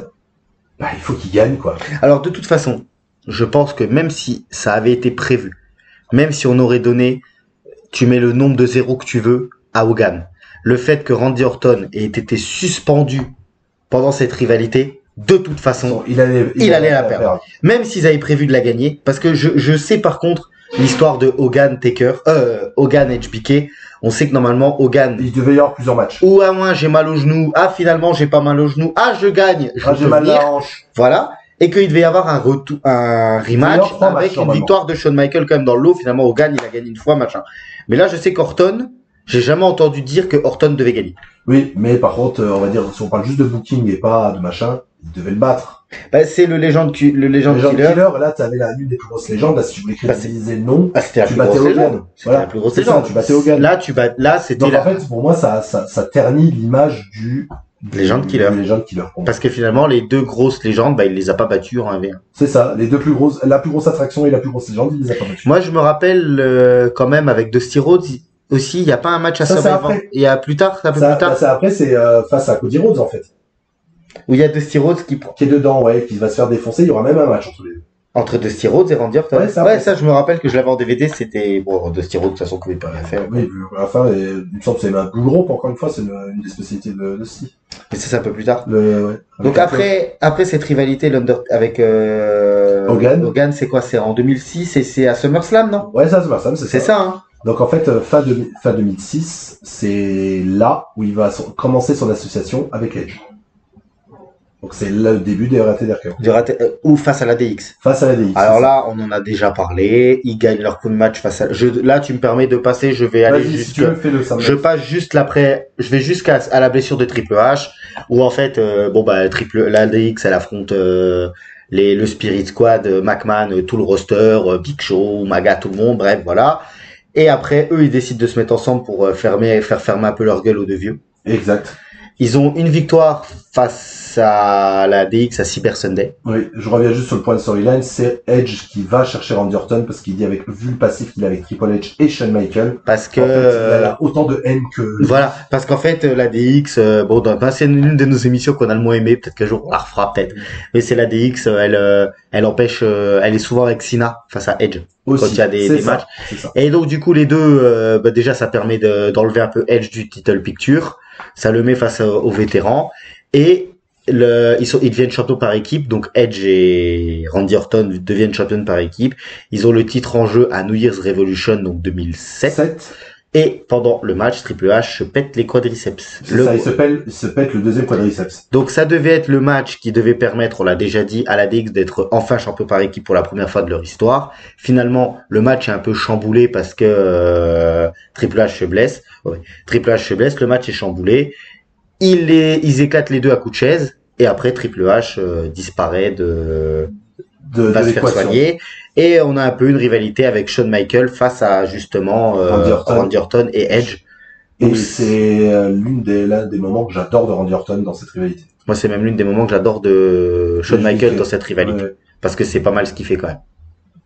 J'adore parce que cette rivalité entre Shawn Michaels et la Ratider KO, c'est ce qui emmène Shawn Michaels à WrestleMania. Oui. Et j'aime bien par moment quand qu'on pense toujours que là Shawn Michaels va se faire défoncer et qu'en fait il arrive souvent à s'en sortir. Oui, très souvent il est plus malin que les autres et il montre un côté brutal. Ah, je me rappelle de ses regards à Shawn Michaels. Ah bah c'est son regard des mauvais jours qui est juste parfait quoi. Je me suis levé, j'ai marché sur un Lego. Ça va péter. Tout va casser.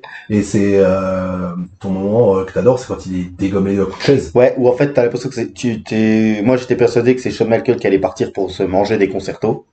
Et qu'en fait non, il éclate les deux. Et je pense que c'est là où après il se retrouve face à John Cena à WrestleMania. Et bah si tu veux, je peux te mettre un peu en détail ce truc-là parce que après avoir dégommé les deux, il va défier Edge dans un street fight. Encore une fois, les grosses stipulations pour Edge.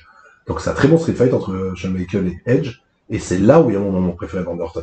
Parce que Shawn Michaels est au bord de gagner le match, et là Randy Orton, il pop de nulle part derrière Shawn Michaels, comme il est plus grand que lui, il apparaît, il a des pansements sur la tête, il a un énorme bleu à la joue, il est défoncé. Et bah c'est le moment où Shawn Michaels c'est ça. Du coup il revient avec les séquelles, et il a un regard, c'est peut-être l'une des premières fois où il a son regard de psychopathe, parce que il va être très connu pour ça, Randy Orton plus tard.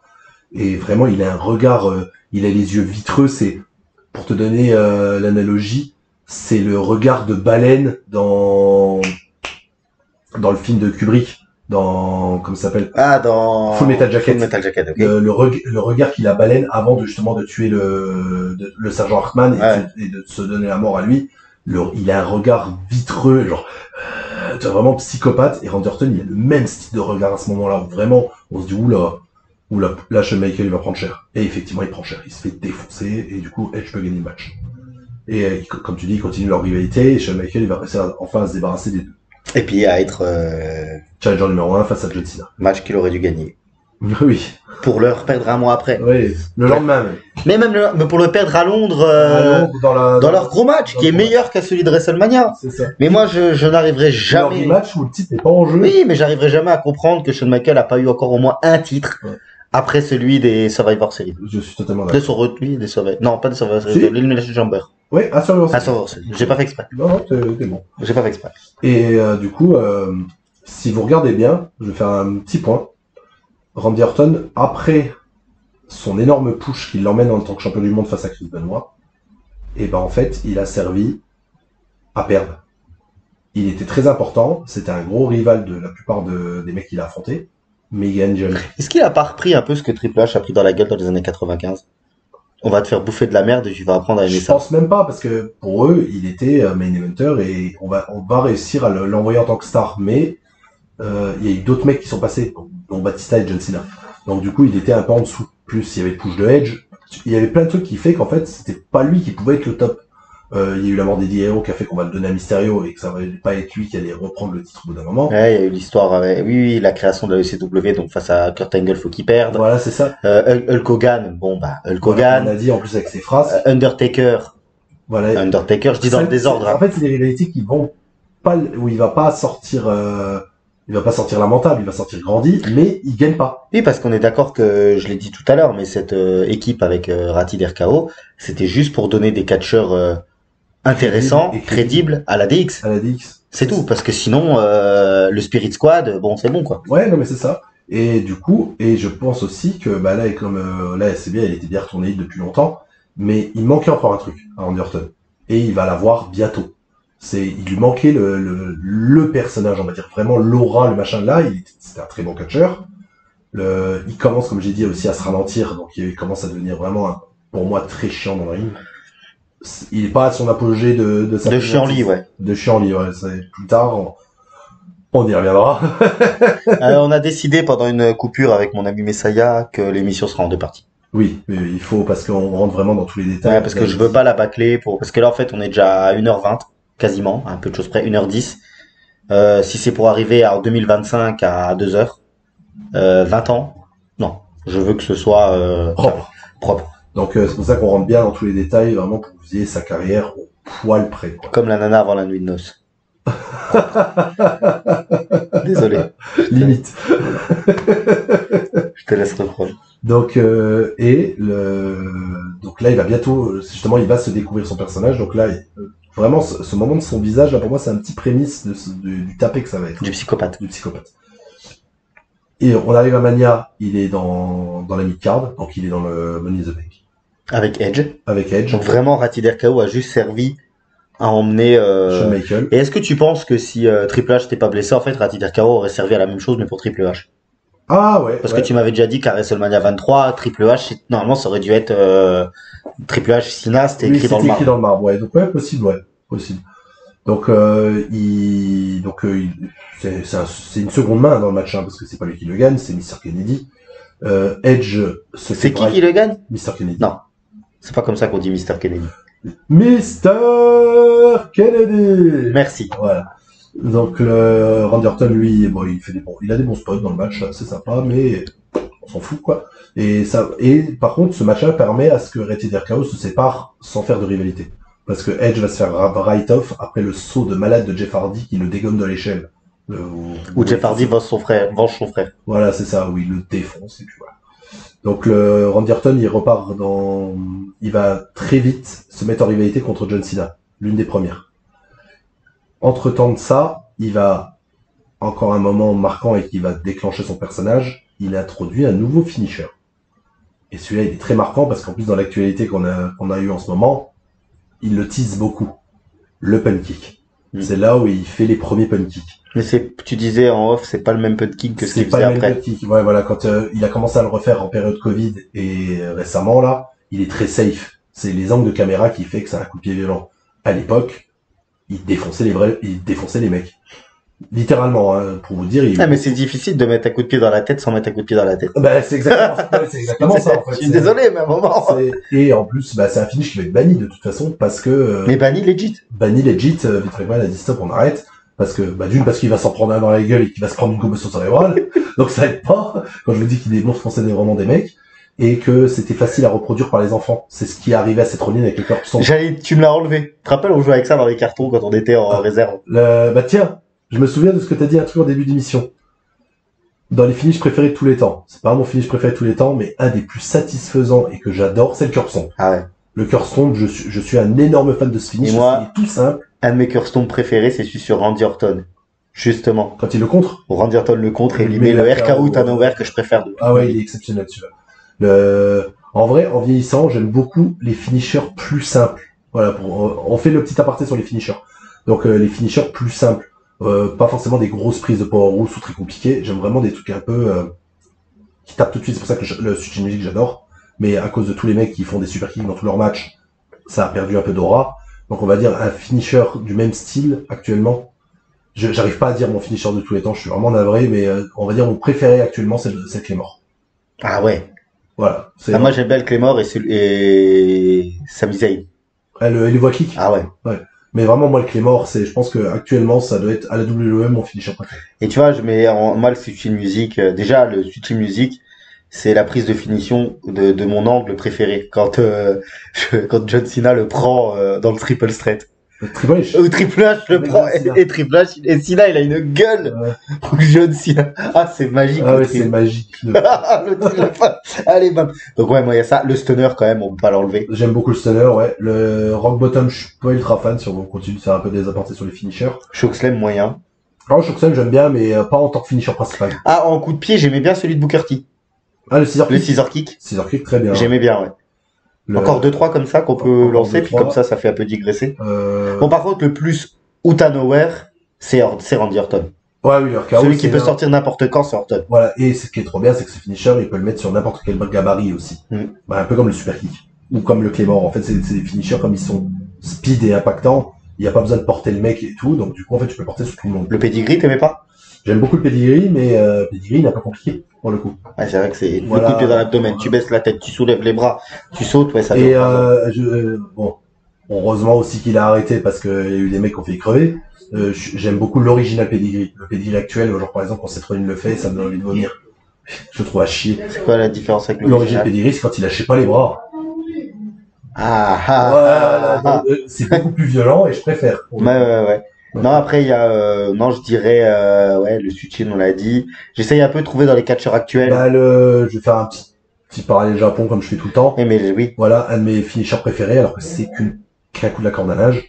C'est le Rainmaker de Kazuchika Okada. D'ailleurs, on a oublié, Eh ben, tiens, voilà, c'est peut-être mon finisher préféré de tous les temps. Le Clothesline Fromel. Le Clothesline Fromel. En fait, tous les dérivés de l'Ariat.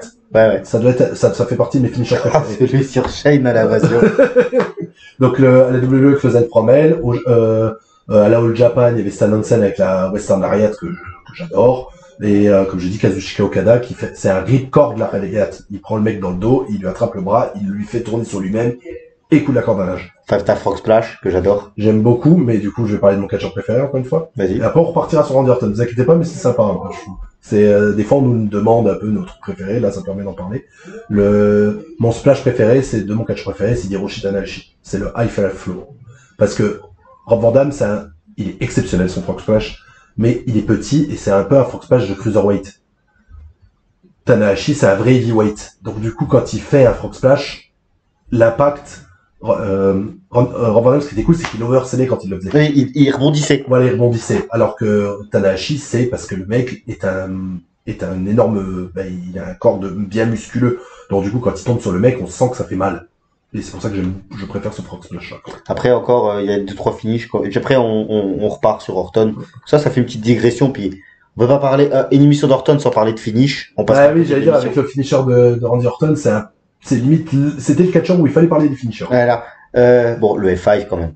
J'adore. F5. Bien bourrin. Ouais, tu le portes vachement bien aussi d'ailleurs. On va pas parler de ces anecdotes honteuses, mais ne faites pas ça chez vous. Il faut l'écouter, ça, les enfants. Puis, bon, tu vois, je préfère le F5 au FU. FU, c'est de la merde. J'ai jamais réussi à appeler le FU, pour moi, c'est... Et, encore une fois, c'est une rib. Beaucoup de gens l'oublient, surtout on va dire les nouveaux fans. John Cena a introduit le FU pour se foutre de la gueule de Brock Lesnar. Parce que F5, FU, et donc du coup, en fait, c'est un sous F5, ça a toujours été un sous F5. Et tu vois, on a réussi à parler des finishers impactants, violents et rapides, sans parler de la Spear. Oui, parce que le truc, c'est qu'encore une fois, si on parle du mec qui a vraiment popularisé les Spears dans les années 90 et en 2000, c'est Goldberg, et en fait, ce n'était pas son finisher. Non, son finisher, c'est le Jackhammer. C'est le Jackhammer, donc c'est une prise de transition. Elle est limite plus mythique que sa prise de finition, on est d'accord. Et après, d'autres l'ont eu en finish. Donc, dans les Spears, Edge, Roman Reigns, Braun Breaker, Jey Uso. Et en fait, pour moi, Charlotte Flair, moi, elle le faisait pas en finish. Mais, en fait, trop de gens font des Spears maintenant. C'est ça qui est dommage. Heureusement que Braun Breaker est complètement tapé et qu'il arrive à faire des Spears au-delà de tout. Et je pensais pas être capable de dire qu'un jour, mais je crois que Braun Breaker va réussir pour moi à battre le Spear de Nunzio. De Goldberg Nunzio. Il va peut-être réussir, évidemment, il va peut-être réussir à tuer quelqu'un. Ça, c'est un autre détail, mais donc, on revient sur Randy Orton, parce que je sais plus où on en était avant de parler des finishes. Moi, je sais. Allez, vas-y. Donc, du coup, on est post WrestleMania 23, comme je vous ai dit. On parlait parce qu'il avait introduit l'open kick. Donc, où là, il va aussi continuer en étant Legend Killer, mais en se montrant de plus en plus psychotique, en plus tapé. On n'est pas loin de l'arrivée de The Voice in My Head. Oui, bien sûr, mais pas tout de suite. L'un des premiers punts, il me semble, c'est sur le Sergeant Slaughter. Donc, encore une légende qui dégomme. Et il va rentrer en rivalité contre John Cena. Donc la première, c'était ça. Raw, SmackDown. On était là. Non, il est à Raw depuis longtemps. Depuis justement qu'on disait. Voilà. Oui, depuis un petit moment. Voilà. Donc c'est ça. C'est voilà, on y revient. On était sur John Cena. Donc ils commencent, les deux, ça clique bien, parce qu'en plus les deux sont de la même classe. Enfin, on les met là. Ils se connaissent, ils sont plus ou moins de la même génération. C'est ressorti backstage, les deux s'adorent en plus. Les deux sont des vrais amis pour le coup. On est au moment où Orton, on a quelle année là, 2007, 2008. Il s'est pas encore tout à fait calmé. Oui, mais on en est pas loin là. Il y a moins de casseroles. Moins de casseroles. Il y avait son copain dans sa rivalité face à Cena, il l'avait déjà fait avant. Orton se dit aussi, moi je vais taper le père de Cena. Oui, putain, le père de Cena, qu'est-ce qu'il en a? Tu te rappelles, on en rigolait, nous, hein, les tartes dans la gueule au père de Cena. Bah, il y avait Edge avant qui avait mis une tarte dans la gueule, et là, Orton, il a dit, moi je vais lui mettre un punt. Donc, la rivalité Orton-Cena, elle est après la rivalité Edge-Cena, oui, où il se passe la patate chaude. Oui, non, je dis ça pour contextualiser un petit peu pour les amis qui nous écoutent. Parce que la rivalité Edge-Cena sort en 2006. Et elle s'arrête au Survivor Series, pas au Survivor Series, à TLC. À TLC. Où il le balance sur, c'est pas, le show s'appelait pas encore TLC, c'est Unforgiven, ou Unforgiven, ouais. Tout à fait. Ouais. Unforgiven, ou même justement, c'est Unforgiven 2006 ou 2007? 2006. Non, c'est pas possible. Parce que Edge en 2006, il est contre la DX. Mais c'est avant. C'est avant? Bah oui, en fait, Edge, il affronte Mick Foley à WrestleMania 22. Ouais. Parce qu'il a perdu son titre face à John Cena avant. Ouais. Lors de son premier. Ah oui, après One Night Stand. Exactement, oui. Oui, c'est lui qui récupère et après ça, il y a la patate chaude où même tu avais dit l'anecdote où Edge, quand il tombe dans la nuée de chaise, il est plus trop conscient de ce qui se passe. Dans les tables. Dans les tables parce qu'il est, oui, la nuée de chaise, je pensais à Wade Barrett, exactement. Et, donc Randy Orton, il punch le père de Cena. Donc la rivalité commence à devenir. Ah, carrément punté, ouais. Moi, je me rappelle des tartes dans la gueule, mais je me rappelle pas du punt. Ah ouais, le punt. Et en fait, la rivalité, elle va se stopper là. Parce que, John Cena, dans un match, c'est face à Ken Kennedy, il y a une intervention d'Orton à la fin. C'est là où il va se déchirer le pectoral. Pour pouvoir faire son retour en où tu dis toujours qu'on dirait une escalope de poulet. Oui, voilà, c'est bleu et ça pend, quoi. C'est horrible. Peut-être l'un des meilleurs retours après. Oui, c'est ça. Après, ça amène à son retour exceptionnel de 2008. Madison Square Garden. Yes. Triple H. Ouais. Exact. T'as bien résumé. Donc, on arrive où là, Randy Orton, on va le montrer vraiment à la télé par Vince McMahon que c'est le Chosen One. Mais finalement, c'est un coup de bol. La blessure de Cena aide à... je pense qu'Orton devait prendre le titre dans la rivalité. Je pense que c'est là où il devait toucher son premier titre. Oui, mais en fait, tu aurais continué quand même à avoir dans une équation Cena pas loin. Oui. Alors que là, le fait qu'on se dise que Cena va être pas là pendant 9 mois, bon, il est pas là pendant 3 mois, je crois. Ouais. Parce que tu te rappelles, dans les forums, tout le monde disait c'est super, on va pas voir Cena pendant longtemps, puis le gars il est revenu. Ouais, 3-4 mois après, quoi. Donc on arrive au pay-per-view No Mercy 2007. J'en avais déjà parlé dans la vidéo de Triple H, donc on va le refaire. Le show commence et en fait parce que normalement ça devait être Cena Orton. Mais le titre du coup est vacant. Le titre est vacant. En fait Cena il est obligé de le rendre. Vince McMahon il introduit Randy Orton, il fait t'étais normalement le challenger de John Cena. Pour moi tu es le mec le plus légitime à porter la compagnie sur tes épaules. Je te donne le titre. D'accord. Donc on lui donne le titre. Dans ce pay-per-view là il va rentrer avec une musique qu'il a gardée une seule journée. Ça y est même pas dans le DVD, il me semble. Il va rentrer avec la première musique de CM Punk à la WWE. La musique classique de CM Punk à la WWE. Fireburns, The Kids Return Gage. Et en fait, ils vont dire que ça va pas, et derrière, il aura The Voices. Voilà. Et qu'il a toujours aujourd'hui. Et qui colle à son personnage parfait. Parce que c'est après où, grâce au punt, qu'on le voit de plus en plus psychotique. Et en fait, c'est ce début, là, où Randy Orton va se trouver, pour moi. C'est déjà la vipère, je sais plus si on l'a dit. Oui, il commence déjà à se faire appeler la vipère. En disant, je vais attaquer les mecs dans le dos, telle une vipère, je lâcherai rien. Il y en a eu des surnoms, quand même. Ouais, oui, John Killer, The Viper, Apex Predator, il en a eu pas mal. Et c'est là où il va prendre de plus ou moins le nom de vipère. Parce qu'en plus, le punt, ça rentre bien dans ce truc. Ah, le punt, c'est quand même le psychopathe. Voilà. Ça se parle bien quand même parce que... C'est comme je dis, c'est vraiment le début de ce personnage-là où il va vraiment se trouver. Et donc, du coup, on lui donne le titre. Là, Triple H arrive, il a fait, on va pas te donner un titre comme ça, mon coco, comment ça, que tu étais légitime. Ouais. On lui a fait la même avec Bischoff il y a quelques temps avant, mais bon. 2003. C'est la 2002. Oui, tu l'avais dit, ouais. Et, pareil, j'avais dit aussi dans la vidéo de Triple H, ils vont faire un truc qui a jamais été fait. Bon, après, si on n'aime pas Triple H et Randy Orton, le pay-per-view, il faut pas le regarder, hein. Parce que les Triple H vont faire 3 matchs dans le show, et Randy Orton va en faire 2. Parce que Randy Orton, donc il est champion, on lui donne le titre de champion. Triple H, j'ai dit, bah vas-y, mets-le en jeu tout de suite. Donc, opener, les deux s'affrontent. Triple H devient champion du monde, donc Randy Orton perd. Donc là, on se dit, putain, c'est pas possible, on lui donne le titre, et en fait, il perd tout de suite, quoi.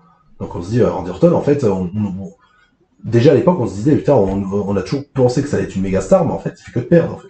Dans les gros... Et là, tu lui donnes le titre, il perd 5 minutes après. Quand il affronte un gros catcheur, et en fait, il perd. Derrière, en fait, Vince McMahon, il dit, Triple H, il fait, allez, t'es fort, t'es le champion, j'ai un challenger pour toi. Donc on le fait affronter Umaga, dans le show. Triple H arrive tant bien que mal à battre Umaga, et c'est champion. Umaga, c'était à l'époque, c'était quelque chose. Hein. Ouais, c'était quelque chose, donc battre Umaga, ça signifiait quelque chose. Ouais, ça signifiait quelque chose, parce qu'Umaga, sa seule défaite, c'était John Cena. Ouais, et puis c'était le monstre de la nature. Sa seule grosse défaite, c'était John Cena, ouais. forcément. Et en fait, Randy Orton, il revient dans le show, il dit, j'utilise ma clause de rematch ce soir. Après le match de Triple H face à Umaga. Et donc, du coup, ça finit en main event dans un last man standing entre Triple H et Randy Orton, où Randy Orton redevient champion. Et là, il est champion. Et il arrive à le battre. Et, comme on a dit à peu près, on va plus ou moins se stopper là. Comme ça, je ferai mon gros développement de personnage de Randy Orton post ça, parce que c'est là où il va tout lancer. D'accord.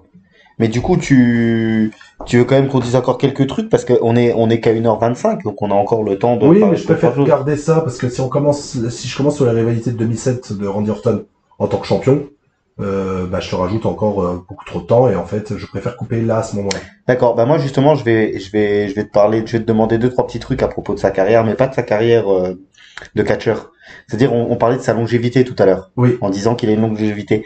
Moi, c'est l'un des rares catcheurs où j'ai pas entendu qu'il voulait partir vers le cinéma. Alors, il y a eu l'histoire avec The Marine. Oui. Qu'il n'a pas fait parce qu'on pouvait pas appeler. Il pouvait pas parce que c'était un déserteur, mais il devait faire le premier Marine. Ouais, ou le deuxième, ou le troisième, je sais plus, je crois que c'était le premier, t'as raison. Mais finalement, lui, il a jamais trop voulu s'éloigner des rings. Non, mais comme tu l'as dit, il a toujours voulu être dans le monde du catch, en fait. Il a toujours voulu, alors que malgré son comportement un peu space, et qui fait qu'on a l'impression que il était arrogant et tout ça, mais en fait, au fond de lui, c'est un vrai enfant du catch. Et pour lui, il était destiné à faire toute sa carrière là, en fait. Et parmi les catcheurs de la promotion de la OVW, qui était le meilleur dans le ring? Dans le ring? Brock, Cena ou Orton?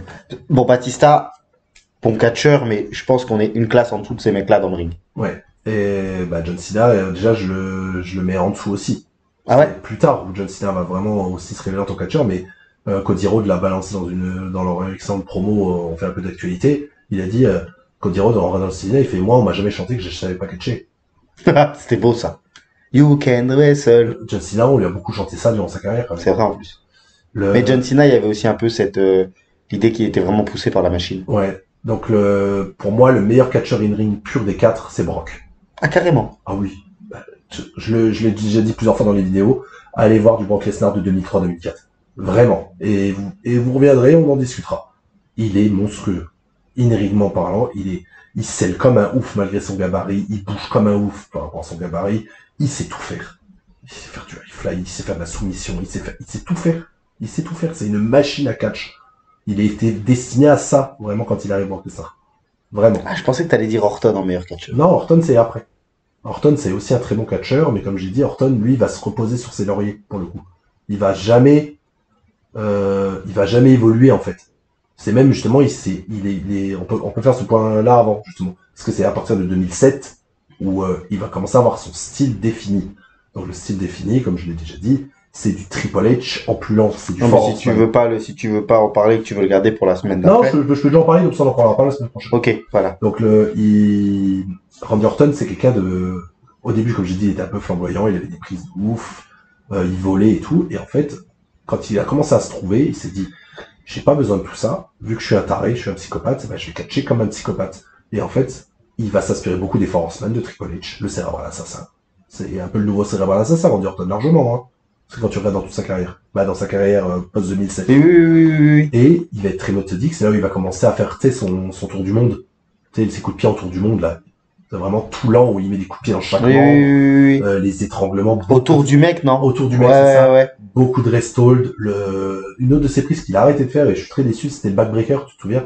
Son backbreaker où il prend le coup du mec, et qui tombe à 4 pattes, et le mec se tape le coup sur son dos. Mais je pense qu'il y avait, mais je pense que... Il y a son Power Slam qui est mythique. Le Power Slam, moi, c'est l'un des meilleurs Power Slam du... Oh oui, il y a lui et Goldust. Ouais. C'est les deux meilleurs snap Power work. Slam, j'aimais bien, et le DDT aussi dans les cordes. Ah, le dripping DDT, ouais. Même si, bah, ça fait comme c'était comme dire Michael Cole, Vince Jordan, quoi. On l'a vraiment beaucoup Et vu, le quoi. problème, c'est que j'ai l'impression qu'on a fait tout son moveset. Bah, il y a la back drop. De l'époque où... Ah, bah, il y a la de ce souplesse qu'on va dire. arrière. C'est les souplesses arrière, qu'après il va faire sur les tables des commentateurs. Ouais. Le RKO, le punt, le DDT. Ouais. Et... Non, je t'écoute, en fait. Je Ouais. pensais pas que j'avais pas compris que tu me poses la question, je t'écoutais. Non, mais là, on est en train de... tu sais, on a souvent reproché à Cena les 5 moves of doom. Randy Orton, il a 4 prises, hein, dans son moveset, hein. Surtout au moment où il décide d'être feignant. Et c'est là où on risque de se prendre un peu de hit. Parce que là, on va en parler un petit peu. C'est pour ça, en fait, que je voulais arrêter la vidéo maintenant, comme ça, on tease notre return sur Randy Orton. Dans la deuxième vidéo, on aura beaucoup de tech à vous dire, donc on vous le tease maintenant. Donc, revenez bien pour la prochaine vidéo. Alors, les amis, moi, je suis content. Parce qu'on on est sur une vidéo d'1h30. Pour cette première partie-là, je pense que la deuxième fera 2h, 2h30. Ouais, là, parce que vraiment, le gros sera plus long. Ce qui est pas plus mal dans un sens, c'est que comme cette vidéo-là, bah, elle est diffusée la semaine après WrestleMania, on va sortir un petit peu de toute cette actualité catchesque. Parce que moi, je le ressens aussi dans le visionnage des gens de nos vidéos, parce que bah, il y a beaucoup de choses qui parlent de catch. Stury, il sort quasiment une vidéo presque par jour. Ce qu'il a fait AEW, le résultat du show. Là, il est en train, au moment où on est en train d'enregistrer, il est en train de parler du Raw recap d'il y a 2 jours. Il y a énormément de vidéos de catch qui sortent.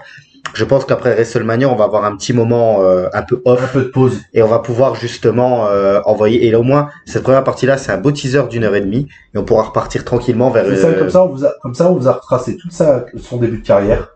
De montrer qu'en fait, il était destiné, et qu'en fait, dans le début de carrière, malgré qu'il était destiné à tout, il en a chié, mine de rien, dans le booking et dans tout ça. Quand on, vraiment, tu vois bien ce postulat. Ah bah, j'ai l'impression que là, j'ai l'impression qu'en fait, on a parlé que de ses défaites. À part Mick Foley. Ouais. Mais sinon, je parle des grosses rivalités, c'est quasiment que des défaites. Et là, petite question, là, comme ça, je te prends un petit peu au dépourvu, puis comme ça, on arrête là. Parce que nous, on n'est pas encore, WrestleMania n'est pas encore passé. Et Nick Aldis a dit, tu n'auras pas de match à WrestleMania. Tu y crois ou pas? Moi, j'y crois pas. Je pense qu'il aura un match quand même. J'espère qu'il aura un match, mais ça sera un peu le match du bouche-trou, quoi. Bah là, moi, j'ai entendu, il y a pas mal de rumeurs qui parlent de Malakai Black. Ah, de lui mettre directement, le retour d'Aleister Black à mais dans ce cas, si c'est pour faire perdre l'un des deux, je trouve que c'est dommage. Orton, là, Randy Orton, dans sa rivalité, il doit pas perdre. Bah, comment il est booké là, il doit pas perdre. Surtout avec ce qu'il a dit à Cena, à Cody Rhodes. Hein. À Cody Rhodes, ouais, c'est ça. Et faire revenir Aleister Black pour le faire perdre. Non, franchement, c'est pas terrible.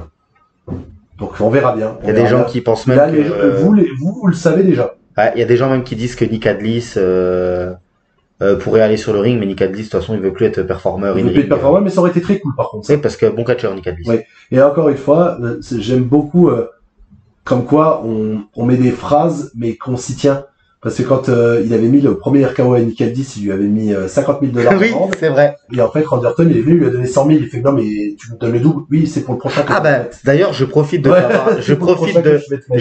t'avoir là en face de moi, puis qu'on a pour une fois 5-10 minutes pour parler d'un peu tout et rien, parce qu'on a le temps, entre guillemets. À propos de la faveur, tu t'étais planté. Ouais, et c'était bien nul à chier. Oui, mais t'avais dit que la faveur, elle allait disparaître sous le tapis. Ouais. Finalement, ils l'ont quand même remis sur le plateau. Ouais, mais c'est pas bien. Non. Ça, franchement, j'aime pas. Et tu vas voir qu'il va rentrer avec Seth Rollins. Ce serait marrant, vu ce qui s'est passé au dernier Raw. Et tu vas voir qu'il va rentrer avec Seth Rollins, et je trouverais ça pas mal. Ouais. Eh ben, Messiah, je te remercie pour cette vidéo un poil plus courte que d'habitude, mais alors par contre, je suis très content de la façon dont un poil plus courte dans la moyenne courte de nos vidéos. Oui, mais parce que, voilà, les gens qui vont, lisez bien le titre de la vidéo jusqu'au bout, première partie. Oui. Parce que la semaine prochaine, c'est 2h30. Voilà, c'est ça. En fait, je regarde sur le coude, justement, pour envoyer sur l'autre, c'est là où on aura beaucoup plus de choses à dire. Là, c'était plus de, c'était plus de l'histoire et de la chronologie du début de carrière. Mais je suis content qu'on a quand même dit pas mal d'anecdotes qui justement sortent un peu de l'ordinaire, et ça me plaît beaucoup. Parce que moi je t'ai dit que j'aimais bien justement tout ça. Yes. Eh ben les amis, je vous remercie. Je compte sur vous comme d'habitude pour la force. Là, au moment où on tourne, on a 169 abonnés. J'espère qu'on aura passé les 170 d'ici à ce que vous écouterez ce passage. Je pense quand même qu'on peut espérer gagner un abonné en 3 semaines. Ouais, j'espère aussi. Mais ça y est, je te remercie. Je te dis à la semaine prochaine. Merci à toi, Thomas. Ciao, ciao les amis. Salut.